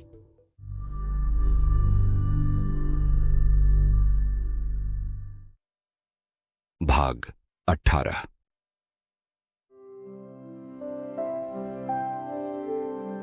रचना तिवारी करीब 25 साल की लड़की थी। रंग सांवला और नाक नक्श आकर्षक, कद 5 फीट 7 इंच और सुडौल शरीर। वह एक साइंस इक्विपमेंट बनाने वाली फर्म की सेल्स एग्जीक्यूटिव थी। उसे विभिन्न स्कूलों और संस्थाओं की लैब के उपयोग हेतु आवश्यक उपकरण की सप्लाई के ऑर्डर प्राप्त करने और पेमेंट आदि के सिलसिले में अलग अलग जगहों की यात्रा करनी पड़ती थी।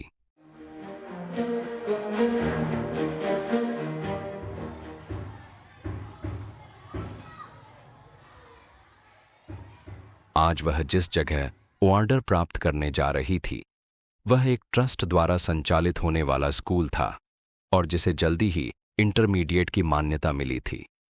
विभिन्न विषयों की प्रयोगशालाओं हेतु उसकी कंपनी को भारी खरीद होने की संभावना थी। वह स्कूल शहर से बाहर था और रचना के शहर से कम 100 किलोमीटर दूर था। वह जानती थी कि वहां से घर तक पहुंचने में 3 घंटे का समय लगना था, इसीलिए वह अपना काम निपटाकर जल्दी ही निकलना चाहती थी। लेकिन वह होता कहाँ है जो हम सोचते हैं। जब रचना स्कूल पहुंची तो वहां की प्रिंसिपल से तो उसकी आसानी से मुलाकात हो गई, लेकिन ट्रस्ट के हेड ट्रस्टी से मुलाकात न हो सकी। वह कहीं बाहर गए थे और उनके 3 बजे तक वापस आने की संभावना थी। उसकी डील लगभग फाइनल हो चुकी थी, बस हेड ट्रस्टी के द्वारा एग्रीमेंट पर साइन होना शेष था। अतः रचना ने इंतजार करना ही बेहतर समझा। लगभग 3:30 के करीब हेड ट्रस्टी वापस आए थे। जब उन्हें पता चला कि रचना 2 घंटे से उनके इंतजार में बैठी है तो उन्होंने तुरंत उसे बुला लिया। सप्लाई के रेट्स वगैरह पहले ही फाइनल हो चुके थे, बस एग्रीमेंट तैयार होना शेष था। रचना ने एग्रीमेंट की 2 कॉपियां तैयार कराई थीं। हेड ट्रस्टी की तरफ एक कॉपी बढ़ाते हुए वह बोली, सर, एग्रीमेंट को ध्यान से पढ़ लीजिए। अगर कुछ चेंज कराना हो तो सॉफ्ट कॉपी में हो जाएगा। करेक्शन के बाद मेरे पास व्हाट्सएप आ जाएगा, जिसे स्कैन करके प्रिंट निकाला जा सकता है। फिर एग्रीमेंट पर आपके साइन हो जाएंगे। और आपकी फर्म के साइन कैसे होंगे? मैं करूंगी। मैं फर्म की अधिकृत प्रतिनिधि हूं, जिसे किसी भी दस्तावेज पर हस्ताक्षर करने का पावर ऑफ अटॉर्नी है। ठीक है, कहकर वह हेड ट्रस्टी एग्रीमेंट को बड़े ध्यान से पढ़ने लगे। उन्होंने एग्रीमेंट के कुछ क्लॉज में चेंज करने को कहा था। संशोधित एग्रीमेंट आने और उसमें दोनों लोगों के साइन होने में भी कुछ समय लग गया। जब वह बाहर निकली तो 5 बज गए थे।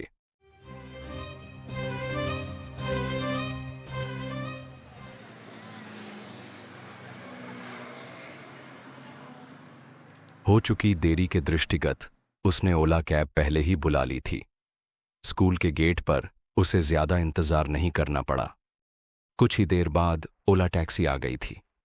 इससे वह रोडवेज बस स्टैंड पहुंचकर अपने शहर की बस पकड़कर जा सकती थी। बस स्टैंड पहुंचकर उसे एक झटका और लगा। उसके शहर की बस 5 मिनट पहले ही निकल गई थी। अगली बस आने में आधे घंटे से अधिक देरी थी। उसे अजीब झुंझलाहट हो रही थी। पता नहीं क्या था आज। हर जगह उसे इंतजार ही करना पड़ रहा था।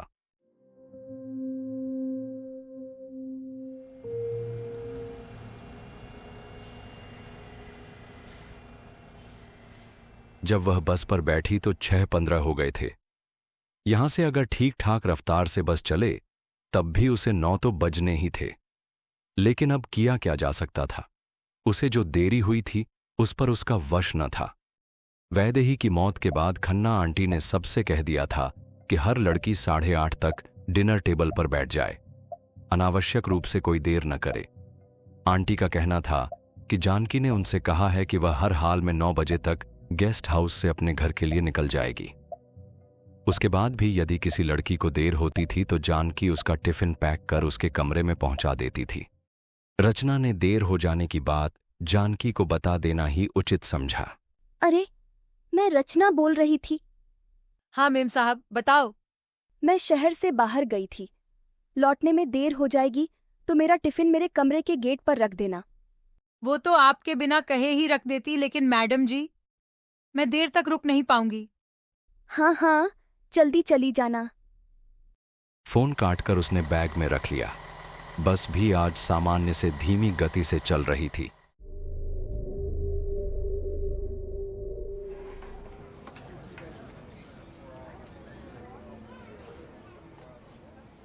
अचानक से ड्राइवर ने बस सड़क से नीचे उतारकर एक ढाबे के आगे रोक दी। जिसको चाय नाश्ता खाना वाना करना हो कर ले, बस 15 से 20 मिनट बाद चलेगी। बस कंडक्टर ने गेट खोलकर उतरने से पहले अनाउंस किया। अरे ये कौन सी बात हुई? अभी 1 घंटा बाद शहर आ जाएगा, फिर आराम से खाना पीना खूब करना। हम लोगों को वैसे भी देर हो गई है। 2-3 सवारियों ने इस प्रकार रुकने का विरोध करना चाहा। साहब जी, आप लोगों का तो घर होगा, 15 मिनट देर से पहुंच जाओगे तो क्या फर्क पड़ेगा? हमें तो वहां भी होटल में खाना, यहाँ भी, बस यहाँ खाना अच्छा मिलता है सो रोक दी। रचना ने सोचा, फर्क तो 15 मिनट में बहुत पड़ेगा। अगर जानकी के निकलने से पहले गेस्ट हाउस पहुंच जाएगी तो वहां कुछ चहल पहल रहेगी, वरना गेस्ट हाउस बिल्कुल सूना होगा। शालिनी ने सुबह ही बता दिया था कि आज रात वह गेस्ट हाउस नहीं लौटेगी। उसे कहीं अपनी सहेली की पार्टी में जाना था, लेकिन कुछ न बोली। जानती थी वे लोग किसी के भी कहने पर बिना खाना खाए वहां से जाने वाले नहीं थे।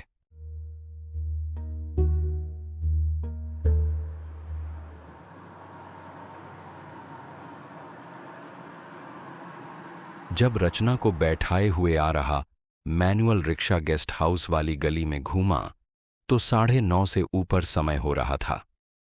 तभी अपने पति के साथ साइकिल पर बैठी और अपने घर को जा रही जानकी उसके बगल से गुजरी। रचना को पास से निकलते देख वह बोली, मैडम, आपका टिफिन गेट पर ही रख दिया है। ठीक है, जवाब में रचना बोली और दोनों बगल से गुजर गए। रिक्शा वाले को उसके पैसे देकर वह घूमी। गेट का स्लाइडर खिसकाकर उसने गेट खोला। उसके न आने की वजह से ही शायद जानकी ने अंदर वाला बेलन किसी से बंद न करवाकर खुला ही छोड़ दिया था। वह गेट से अंदर आ गई। गेट से बिल्डिंग के बीच का स्थान, जो एक पक्के आंगन जैसा था, में एक बल्ब जल रहा था। उस बल्ब की रोशनी आंगन के विशाल आकार के लिए अपर्याप्त ही थी। न चाहते हुए भी उसकी नजरें उस कमरे पर जा टिकीं जिसमें वैदेही रहा करती थी।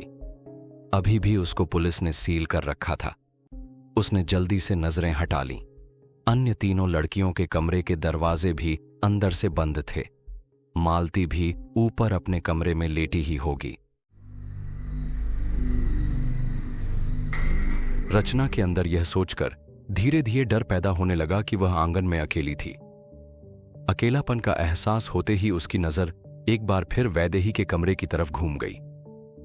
दरवाजा यथावत बंद था, लेकिन रचना को ऐसा लगा जैसे वैदेही अपने दरवाजे पर खड़ी हो।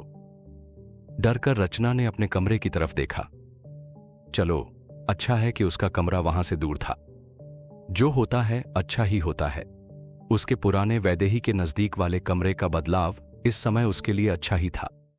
वह तेजी से अपने कमरे के नजदीक पहुंची। दरवाजे पर रखा टिफिन उठाया और ताला खोलकर कमरे के अंदर प्रविष्ट हो गई। तब उसकी जान में जान आई। खाना खत्म करने के बाद उसने मोबाइल उठाकर समय देखा। 10:18 हुए थे। वह थक गई थी, लेकिन सोने से पहले उसे एक जरूरी काम करना था। उसकी कंपनी ने एक सख्त नियम बना रखा था। सेल्स से जुड़े सभी स्टाफ को उसी दिन रिपोर्ट देनी अनिवार्य होती थी। उसे भी आज मिले अपने बड़े ऑर्डर की रिपोर्ट ऊपर ईमेल करनी थी। उसे ईमेल तैयार करने के लिए लैपटॉप की जरूरत थी। उसने लैपटॉप खोजने के लिए कमरे में चारों तरफ नजर दौड़ाई। लैपटॉप उसे कहीं न दिखा और तब उसे याद आया कि कल उसने काम करने के बाद लैपटॉप अलमारी में लॉक कर दिया था। फिर उसे यह भी याद आया कि उसने अलमारी की चाबी लॉक करने के बाद अपनी जीन्स की जेब में रख ली थी। यह याद आते ही उसके 50 तीन कांप गए कि आज सुबह उसने वह जीन्स जेब से चाबी निकाले बिना धुल दी थी। धुलने के बाद सूखने के लिए वह जीन्स को दूसरी मंजिल की छत पर डाल भी आई थी। अब इस समय रात के अंधेरे में छत पर जाकर जीन्स लाना उसे असंभव लग रहा था। अंत में उसने फैसला किया कि वह कंपनी के फाइनेंशियल हेड को ईमेल कर देगी कि आज लेट होने के कारण रिपोर्ट कल कर देगी। उसने केवल सोचा ही नहीं, तुरंत ही ईमेल कर भी दिया। लेकिन 4 से 5 मिनट के बाद ही हेड ने जवाबी मेल कर दिया था। अभी कौन सी बहुत रात हुई है? 10 मिनट ही तो लगेंगे मेल करने में। रिपोर्ट तो आज ही भेजनी होगी। खुराना सर, कंपनी के मालिक 2 बार फोन कर चुके हैं। वह तुम्हारे द्वारा लाया गया ऑर्डर तुरंत देखना चाहते हैं। मजबूरन रचना को लिखकर मेल करना पड़ा कि वह शीघ्र ही रिपोर्ट भेजती है। अब उसके पास कोई दूसरा रास्ता नहीं था, उसे छत पर जाना ही था। छत पर सूख रही जीन्स से चाबी निकालकर लाना ही था। फिर न जाने क्या सोचकर उसने मालती आंटी को फोन कर दिया। अगर उनसे बात हो जाती तो उनसे छत पर जाने की रिक्वेस्ट कर लेती, 1 से 2 भले। आंटी ने फोन न उठाया। वह जानती थी आंटी नींद की गोली लेकर सो जाती हैं। ये उम्मीद भी खत्म हो गई थी।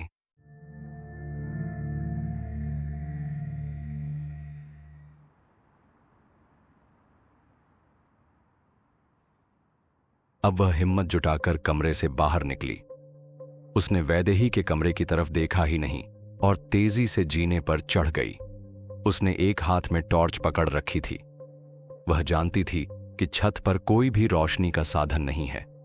यह टॉर्च ही उसको अंधेरे में सहायता प्रदान करने वाली थी। वह छत तक निर्बाध पहुंच गई थी।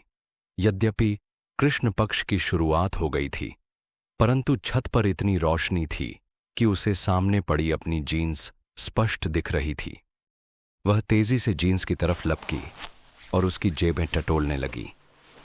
बहुत थोड़े प्रयास से ही उसे जेब में रखी चाबी मिल गई थी। वह तेजी से वापस होने के लिए पलटने ही वाली थी कि तभी उसे किसी की सिसकारी सुनाई दी, जैसे काफी देर रो चुकने के बाद कोई अब सिसक रहा हो। एक बारगी तो उसे विश्वास ही न हुआ कि वास्तव में कोई सिसक रहा है। उसे लगा कि उसे भ्रम हुआ है।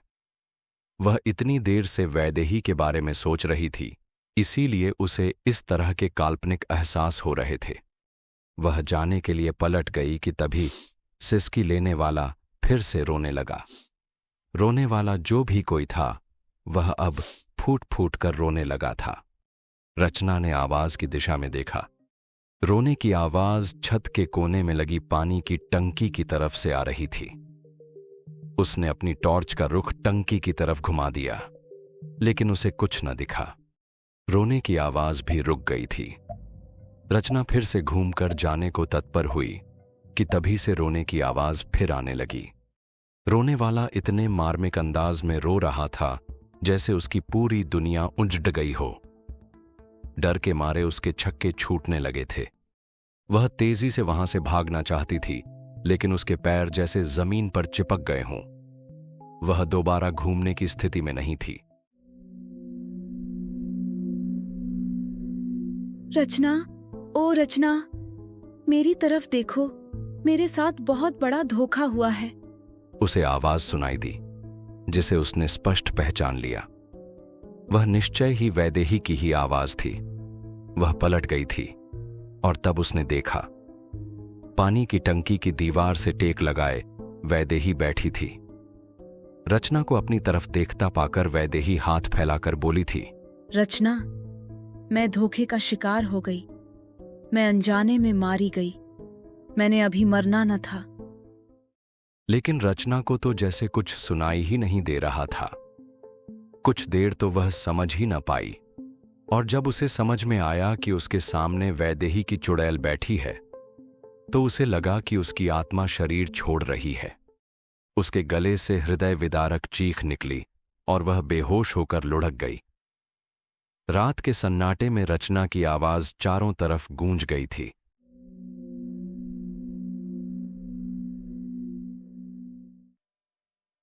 भाग 19।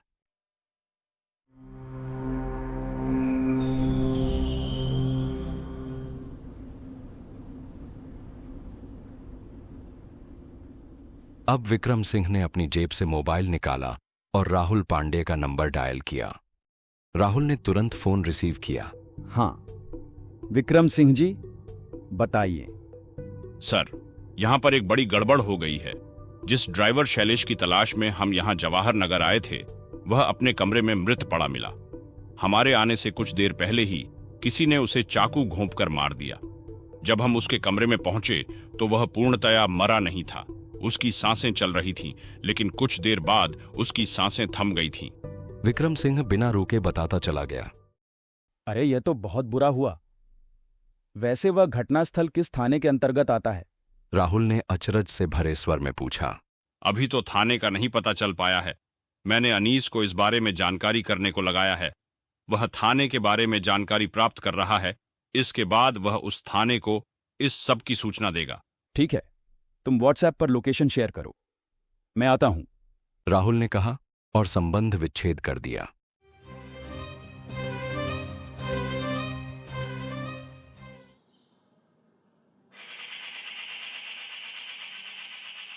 इतनी देर में अनीस फोन करके नजदीक आ गया था।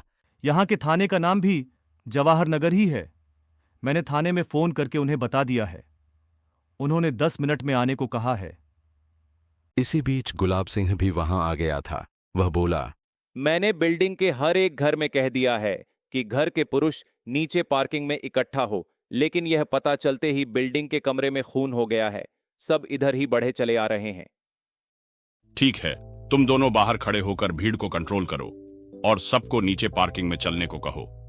मैं लाश का फिर से निरीक्षण करता हूं। विक्रम सिंह ने अपने मातहतों को निर्देशित किया और वह फिर से बाथरूम में पड़ी शैलेश की लाश की तरफ बढ़ चला।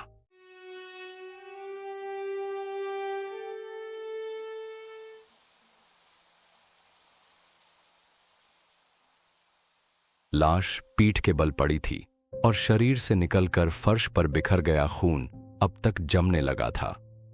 शैलेश का रंग सांवला और चेहरे पर चौड़ी मूंछें थीं। गालों पर हल्की हल्की दाढ़ी थी।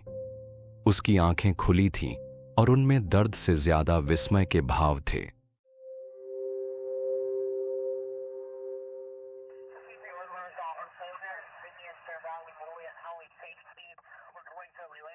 विक्रम सिंह ने मृतक की जेबों की तलाशी ली। उसकी जेबें बिल्कुल खाली थीं। उसमें पर्स और मोबाइल भी नहीं था। अभी वह पैंट की जेब से हाथ निकाल ही रहा था कि तभी अपने पीछे उसे एक भारी आवाज सुनाई दी। दरोगा जी, यह मेरे थाने का केस है। आप बेकार अपना समय खराब कर रहे हो। यह सब काम हमारे आदमियों को करने दो। विक्रम सिंह ने पलटकर देखा। एक 3 स्टार वाला इंस्पेक्टर खड़ा था। उसके पीछे 3 अन्य पुलिस वाले भी खड़े थे। वह करीब 55 साल का बेडौल शरीर वाला पुलिसिया था, जिसकी गिनती ऐसे लोगों में की जा सकती थी जिन्हें अपने कमर से फिसलती पैंट को रोकने के लिए बड़ी जद्दोजहद करनी पड़ती है। सीने पर लगी नेम प्लेट पर लिखा था मोहम्मद उस्मान खान। पद के प्रोटोकॉल के तहत विक्रम सिंह ने उन्हें सैल्यूट किया। जवाहर नगर थाने के इंचार्ज का पद इस नाचीज को ही मिला है और यह कत्ल भी हमारे थानांतर्गत ही आता है, तो भैया इसकी जांच भी हमें ही करनी चाहिए। जी सर, आप ही करिए। मैं तो अपने थाने के अंतर्गत हुए केस के सिलसिले में पूछताछ करने यहां आया, तब इसे मरा पाया। विक्रम सिंह ने कहा। मुझे फोन किसने किया था? मेरे यहाँ के एक कांस्टेबल अनीस ने। वह बाहर खड़ा है। अच्छा, तुमने अपने इंचार्ज को बता दिया है? हाँ सर, उन्हें हमने सूचना दे दी है। वह कुछ ही देर में पहुंच रहे होंगे। तुमने अपने थाने का क्या नाम बताया था? सर, अभी मैंने आपको अपने थाने का नाम नहीं बताया है। वैसे मैं श्यामनगर थाने में नियुक्त हूं। अच्छा, तुम्हारा थानाध्यक्ष तो नया सा लड़का है। क्या नाम है? जी, राहुल पांडे। हाँ, वहीं। तो अब तक जांच में तुमने क्या पाया? सर, मैंने इसकी जेबों की तलाशी ली, जो कि बिल्कुल खाली है। बाकी मैंने बिल्डिंग के सभी निवासियों को पूछताछ के लिए नीचे पार्किंग में आने को कहा है। तो चलो नीचे चला जाए। इंस्पेक्टर उस्मान खान ने कहा। जी जरूर, विक्रम सिंह बोला और कमरे से बाहर निकल आया। उसके साथ उस्मान खान भी बाहर आया। दरवाजे के बाहर काफी लोग जमा थे। विक्रम सिंह ने उपस्थित भीड़ से कहने के स्थान पर अनीस से कहना शुरू किया। क्या हुआ? तुमने इन लोगों से पार्किंग में चलने को नहीं कहा? कहा था, लेकिन कोई यहां से जाने को तैयार ही नहीं हो रहा। अनीस ने जवाब दिया।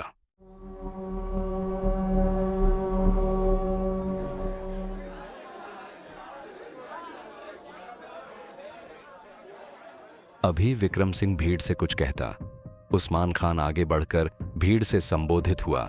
देखो भाई लोगों, हम लोग तुमसे कुछ पूछताछ करना चाहते हैं और इसके लिए आवश्यक है कि हम लोग अच्छे माहौल में बातचीत करें। यह तभी संभव है जब आप लोग शांति से पार्किंग में चले जाएं।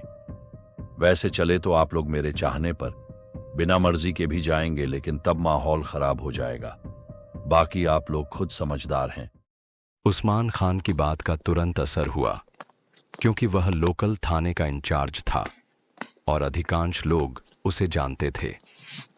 लोग नीचे जाने के लिए सीढ़ियों की तरफ बढ़ चले।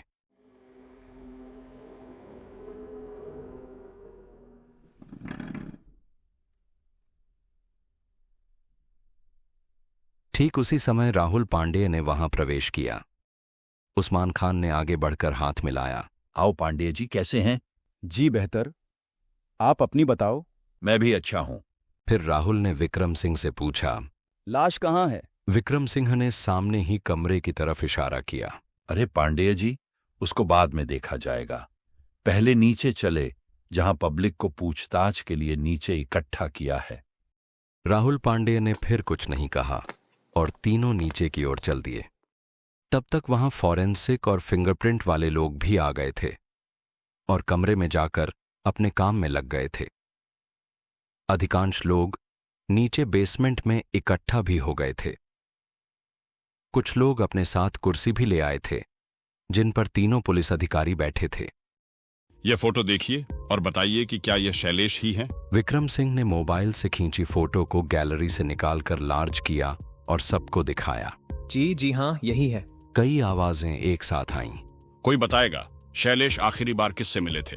विक्रम सिंह ने प्रश्न किया। एक आदमी ने अपना हाथ उठाया। आप कौन? सर, मैं राम प्रसाद विश्वकर्मा हूं। आपने देखा है शैलेश को? हाँ, आधा घंटा पहले। कहां देखा था? यहीं गेट के सामने। उसके साथ एक आदमी भी था। विश्वकर्मा बोला। अब चौंकने की बारी पुलिसकर्मियों की थी। एक आदमी और था। कैसा था वह आदमी? उसकी वेशभूषा बताओ। विक्रम सिंह ने हड़बड़ाकर पूछा। उस आदमी ने जो वेशभूषा बताई वह उस आदमी से हूबहू मिल रही थी जो उन्हें आते समय गेट पर मिला था। विक्रम सिंह ने अफसोस में माथा पकड़ लिया। शायद वही शैलेश का हत्यारा था जो उनकी आंखों के सामने से निकल गया था। लेकिन अब कुछ नहीं हो सकता। अब तक तो वह काफी दूर निकल गया होगा। अगला सवाल उस्मान खान ने किया। यह आदमी कितने समय से यहां रह रहा है? कई साल से, शायद 5 साल तो हो ही गए होंगे। यह बात किसी अन्य निवासी ने कही। किसी की इनसे निकटता थी? किसी के साथ इसकी उठना बैठना थी? कोई कुछ न बोला। बोलो भाई। उस्मान ने अपनी बात दोहराई। नहीं साहब, किसी के साथ इनकी बैठकी नहीं थी। इनके पास समय ही नहीं था। सुबह जल्दी निकलना और देर से लौटना, ये उनकी रोज की दिनचर्या थी। रोज ड्यूटी पर जाते थे। किसी के साथ निकटता होती भी तो कैसे? रामप्रसाद विश्वकर्मा ही बोला था।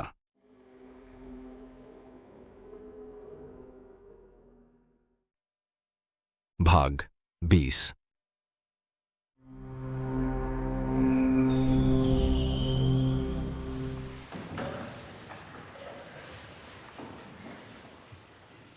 जब से विक्रम सिंह को यह जानकारी हुई थी कि ड्राइवर का हत्यारा उनके बगल से होकर निकल गया था, उन्हें बहुत अफसोस हो रहा था। उन्हें इस बात का भी आश्चर्य हो रहा था कि वह कितना शातिर आदमी था जो हत्या के तुरंत बाद ही उनके पास निकला और उसकी तीखी नजरों से भी अपने भावों को छुपा ले गया। निश्चय ही वह सफल अभिनेता था जो हत्या करने के बाद स्वाभाविक रूप से आई घबराहट को कुशलतापूर्वक छुपा ले पाया था। विक्रम सिंह ने कुछ अपनी आंखों से देखे तथा कुछ राम प्रसाद विश्वकर्मा द्वारा बताई गई जानकारी के आधार पर पुलिस आर्टिस्ट से एक स्केच बनवाया था। उसी स्केच के साथ वह पुनः महंत के आश्रम जा रहा था। आश्रम के रिसेप्शन पर आज भी वही रिसेप्शनिस्ट बैठा था। वह विक्रम सिंह को देखकर हल्का सा मुस्कुराया था, जैसे इस मुस्कान के माध्यम से विक्रम सिंह से अपने पहले परिचय को प्रदर्शित कर रहा हो, लेकिन विक्रम सिंह ने रिसेप्शनिस्ट को तीखी नजरों से देखा था। शैलेश यादव को जानते हो? कौन है वह? हाँ जानता हूं, आश्रम का ड्राइवर है। क्या जानते हो, शैलेश का 2 दिन पूर्व देहांत हो गया था। हाँ जानता हूं। तुम्हारे चेहरे से तो नहीं लगता कि तुम्हें आश्रम के इतने पुराने ड्राइवर की मृत्यु की जानकारी हुई हो, या उनकी मृत्यु से तुम्हें कोई अफसोस हुआ हो, वरना तुम्हारे चेहरे पर यूं मुस्कुराहट न तैर रही होती। रिसेप्शनिस्ट के चेहरे से हंसी ऐसे गायब हो गई जैसे अचानक आए बादलों के पीछे छुपकर आकाश से तारे गायब हो जाते हैं। बताओ, शैलेश ड्राइवर की हत्या किसने की है? सब इंस्पेक्टर विक्रम सिंह ने आग उगलती नजरों से घूरते हुए पूछा। मुझे नहीं मालूम, मुझे इस बारे में कोई जानकारी नहीं है। सब इंस्पेक्टर ने अपनी जेब में मोड़कर रखा आर्टिस्ट द्वारा बनाया गया हत्यारे का काल्पनिक चित्र निकाला और उसे खोलकर रिसेप्शनिस्ट के सामने रखता हुआ बोला, इस चित्र को देखो और अच्छे से सोचकर बताओ कि यह कौन है।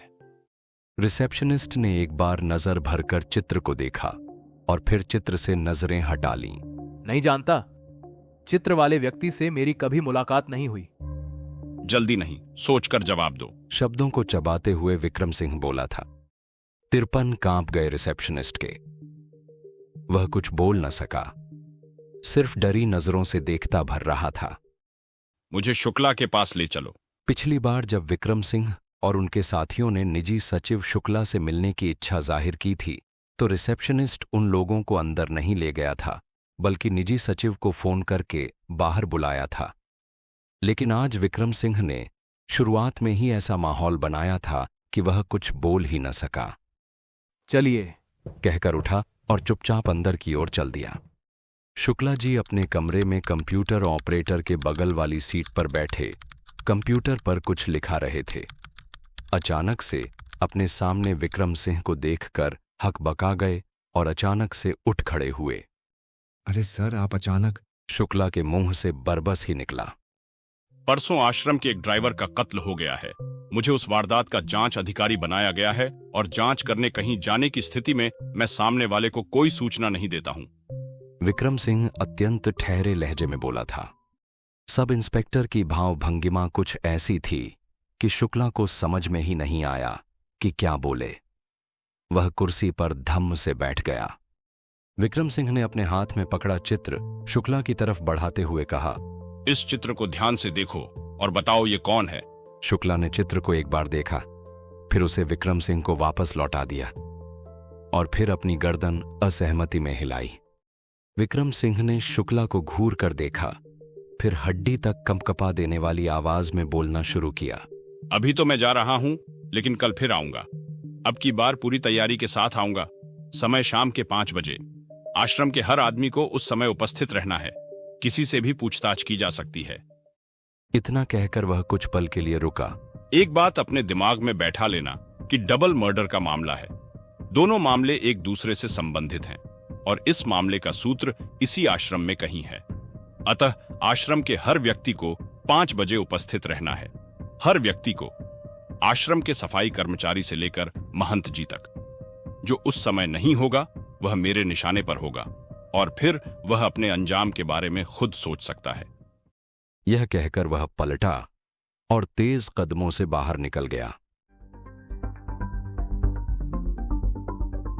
अगले दिन आश्रम पुलिस छावनी बन गया था।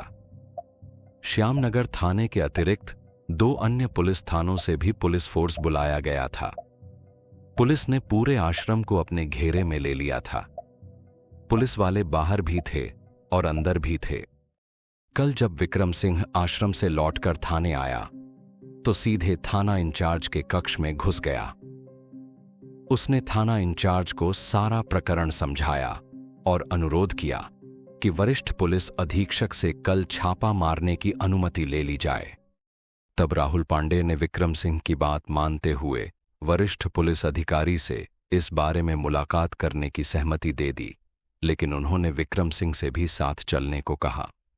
वरिष्ठ पुलिस अधीक्षक महोदय को आश्रम पर रेड डालने के लिए सहमत करने में दोनों पुलिस अधिकारियों को अथक मेहनत करनी पड़ी और अंत में एसएसपी सर रेड के लिए तैयार तो हुए, लेकिन यह भी निर्देश दिया, जब तक 100% सबूत न मिल जाएं, महंत को गिरफ्तार करने के बारे में सोचना भी नहीं। शहर में जो उनकी छवि है उसके अनुसार तुम्हारा एक गलत कदम शहर में बवाल मचा सकता है। सर, आप निश्चिंत रहें। महंत की गिरफ्तारी के बारे में तो अभी हम सोच भी नहीं रहे हैं। गिरफ्तारी के लिए हमारे पास उनके खिलाफ कोई ठोस सबूत भी तो होना चाहिए। लेकिन यह भी तय है कि प्रभावशाली रेड का सकारात्मक प्रभाव होगा। अगर मान लिया जाए कि महंत ने ऐसा कुछ किया होगा तो निश्चित तौर पर इस काम में उसका कोई न कोई सहयोगी भी होगा ही। जोरदार रेड से वह सहयोगी डरेगा और डरकर वह कोई ऐसा कदम उठाएगा जिससे हम असली कातिल तक पहुंचें और कातिल के खिलाफ सबूत इकट्ठे कर सकें। राहुल पांडेय ने अपने अधिकारी को समझाने का प्रयास किया। इस बात ने एसएसपी को प्रभावित भी किया और फिर उन्होंने राहुल पांडेय को अपने प्लान के अनुसार कार्रवाई करने की अनुमति दे दी।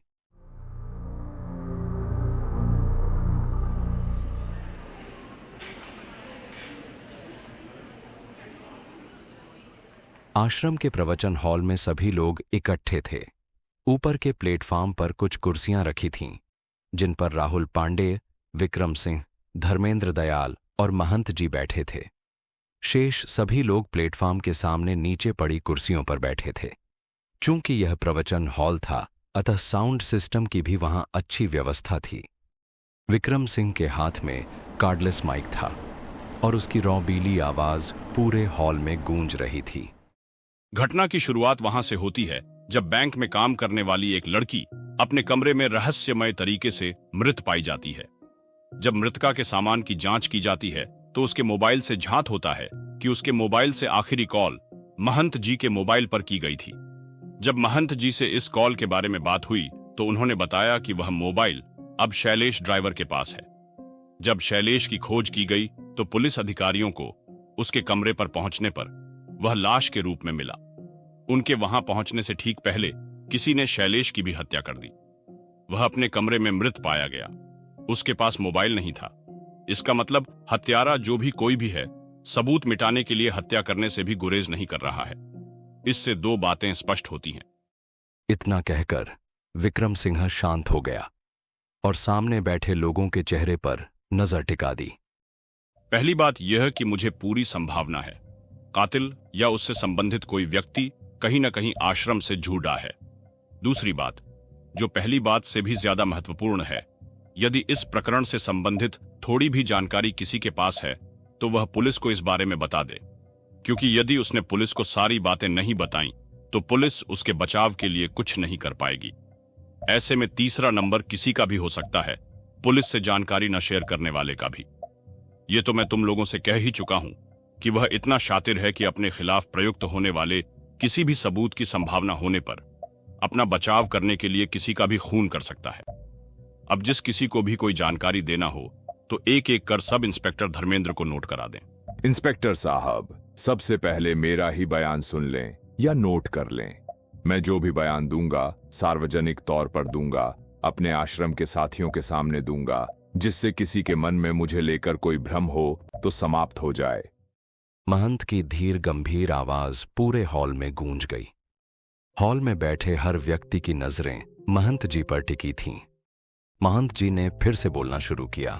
एक ऐसी लड़की अपने कमरे में मृत पाई गई जो तंत्र मंत्र में विश्वास करती थी। उसके मोबाइल से अंतिम फोन मेरे मोबाइल पर आया। यह फोन मैंने अपने ड्राइवर शैलेश को दे दिया था।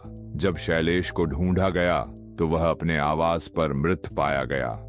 अर्थात लाइन से 2 हत्याएं, एक हत्या का सबूत छुपाने के लिए की गई, दूसरी हत्या। अब इन हत्याओं का संदेह किस पर जाता है? कोई कुछ न बोला। पहले की भांति नीरवता छाई रही। महंत जी ने अपनी बात आगे बढ़ाई। आप लोग भले ही मेरे संकोच में कह न पा रहे हों, लेकिन सच्चाई यही है कि हर कोई मुझे ही दोषी समझेगा। अब जिस बात पर बच्चे का भी ध्यान चला जाता है उस पर पुलिस का ध्यान न जाए, ऐसा कैसे हो सकता है? पुलिस मुझ पर अपना संदेह इसलिए नहीं प्रकट कर पा रही है क्योंकि उनके पास कोई सबूत नहीं है। लेकिन भले ही उन्होंने हम पर अब तक कोई शक नहीं व्यक्त किया है, मुझे फिर भी अपने को निर्दोष सिद्ध करना होगा। एक सन्यासी पर यदि संदेह ही उत्पन्न होता है, यह संदेह ही उसका अपराध है। उसने ऐसा भी कोई काम क्यों किया जिससे उस पर संदेह हो, और इसलिए अपने को निरपराधी साबित करने के लिए मुझे ही कुछ करना होगा। मुझे फिर उसी तंत्र विज्ञान से संपर्क स्थापित करना होगा जिसे मैंने इसलिए छोड़ दिया था क्योंकि अब सिर्फ ईश्वर से संपर्क करना था, जिसके लिए तंत्र विज्ञान की आवश्यकता नहीं होती। ईश्वर से संपर्क स्थापित करने का तो सीधा रास्ता है। तंत्र विज्ञान एक जटिल प्रक्रिया है जिससे जटिल कार्य ही होते हैं, लेकिन मुझे लगता है इन हत्याओं का हल तंत्र विज्ञान से ही निकलेगा। इतना कहकर वह चुप हो गए। पूरे हॉल में स्तब्धता थी, और यदि कहीं तिनका भी गिरता तो उसकी आवाज साफ सुनाई देती। इंस्पेक्टर साहब और सब इंस्पेक्टर साहब, अब कुछ बातें आपसे भी हो जाइए। मालती देवी के घर में कल उस मृतक लड़की की आत्मा दोबारा देखी गई। अब की बार उसी घर में रहने वाली लड़की ने उस आत्मा को देखा। मैं जानता हूं आप पुलिस वाले इन भूत प्रेत पर विश्वास नहीं करते हैं, लेकिन सच्चाई इसके विपरीत है। उस घर में वास्तव ही में असमय मौत का शिकार हुई लड़की की आत्मा भ्रमण कर रही है। आप लोग सोच रहे होंगे कि मुझे यह सब जानकारी कैसे हुई, तो बता दूं कि कल शाम को मालती देवी स्वयं आई थी तथा मुझको सारी बात बताई और मुझसे अनुरोध किया कि मैं उन्हें इस प्रेतात्मा से मुक्ति दिलाऊं। ना जाने क्या सोचकर मैंने उसे उसका अनुरोध स्वीकार कर लिया। कल इसी सिलसिले में मैं मालती के घर जाऊंगा और उसके घर की वास्तविकता का पता लगाऊंगा। मैं चाहता हूं कि मेरे साथ इस कार्य पर कम से कम एक पुलिस वाले को भी चलना चाहिए। मैं अपना पूरा अभियान पुलिस की उपस्थिति में करना चाहता हूं। बिना अपने अधिकारी की आज्ञा की प्रतीक्षा किए विक्रम सिंह ने ऐलान कर दिया, मैं चलूंगा आपके साथ। आप जब भी और जहां भी बुलाएंगे मैं आ जाऊंगा।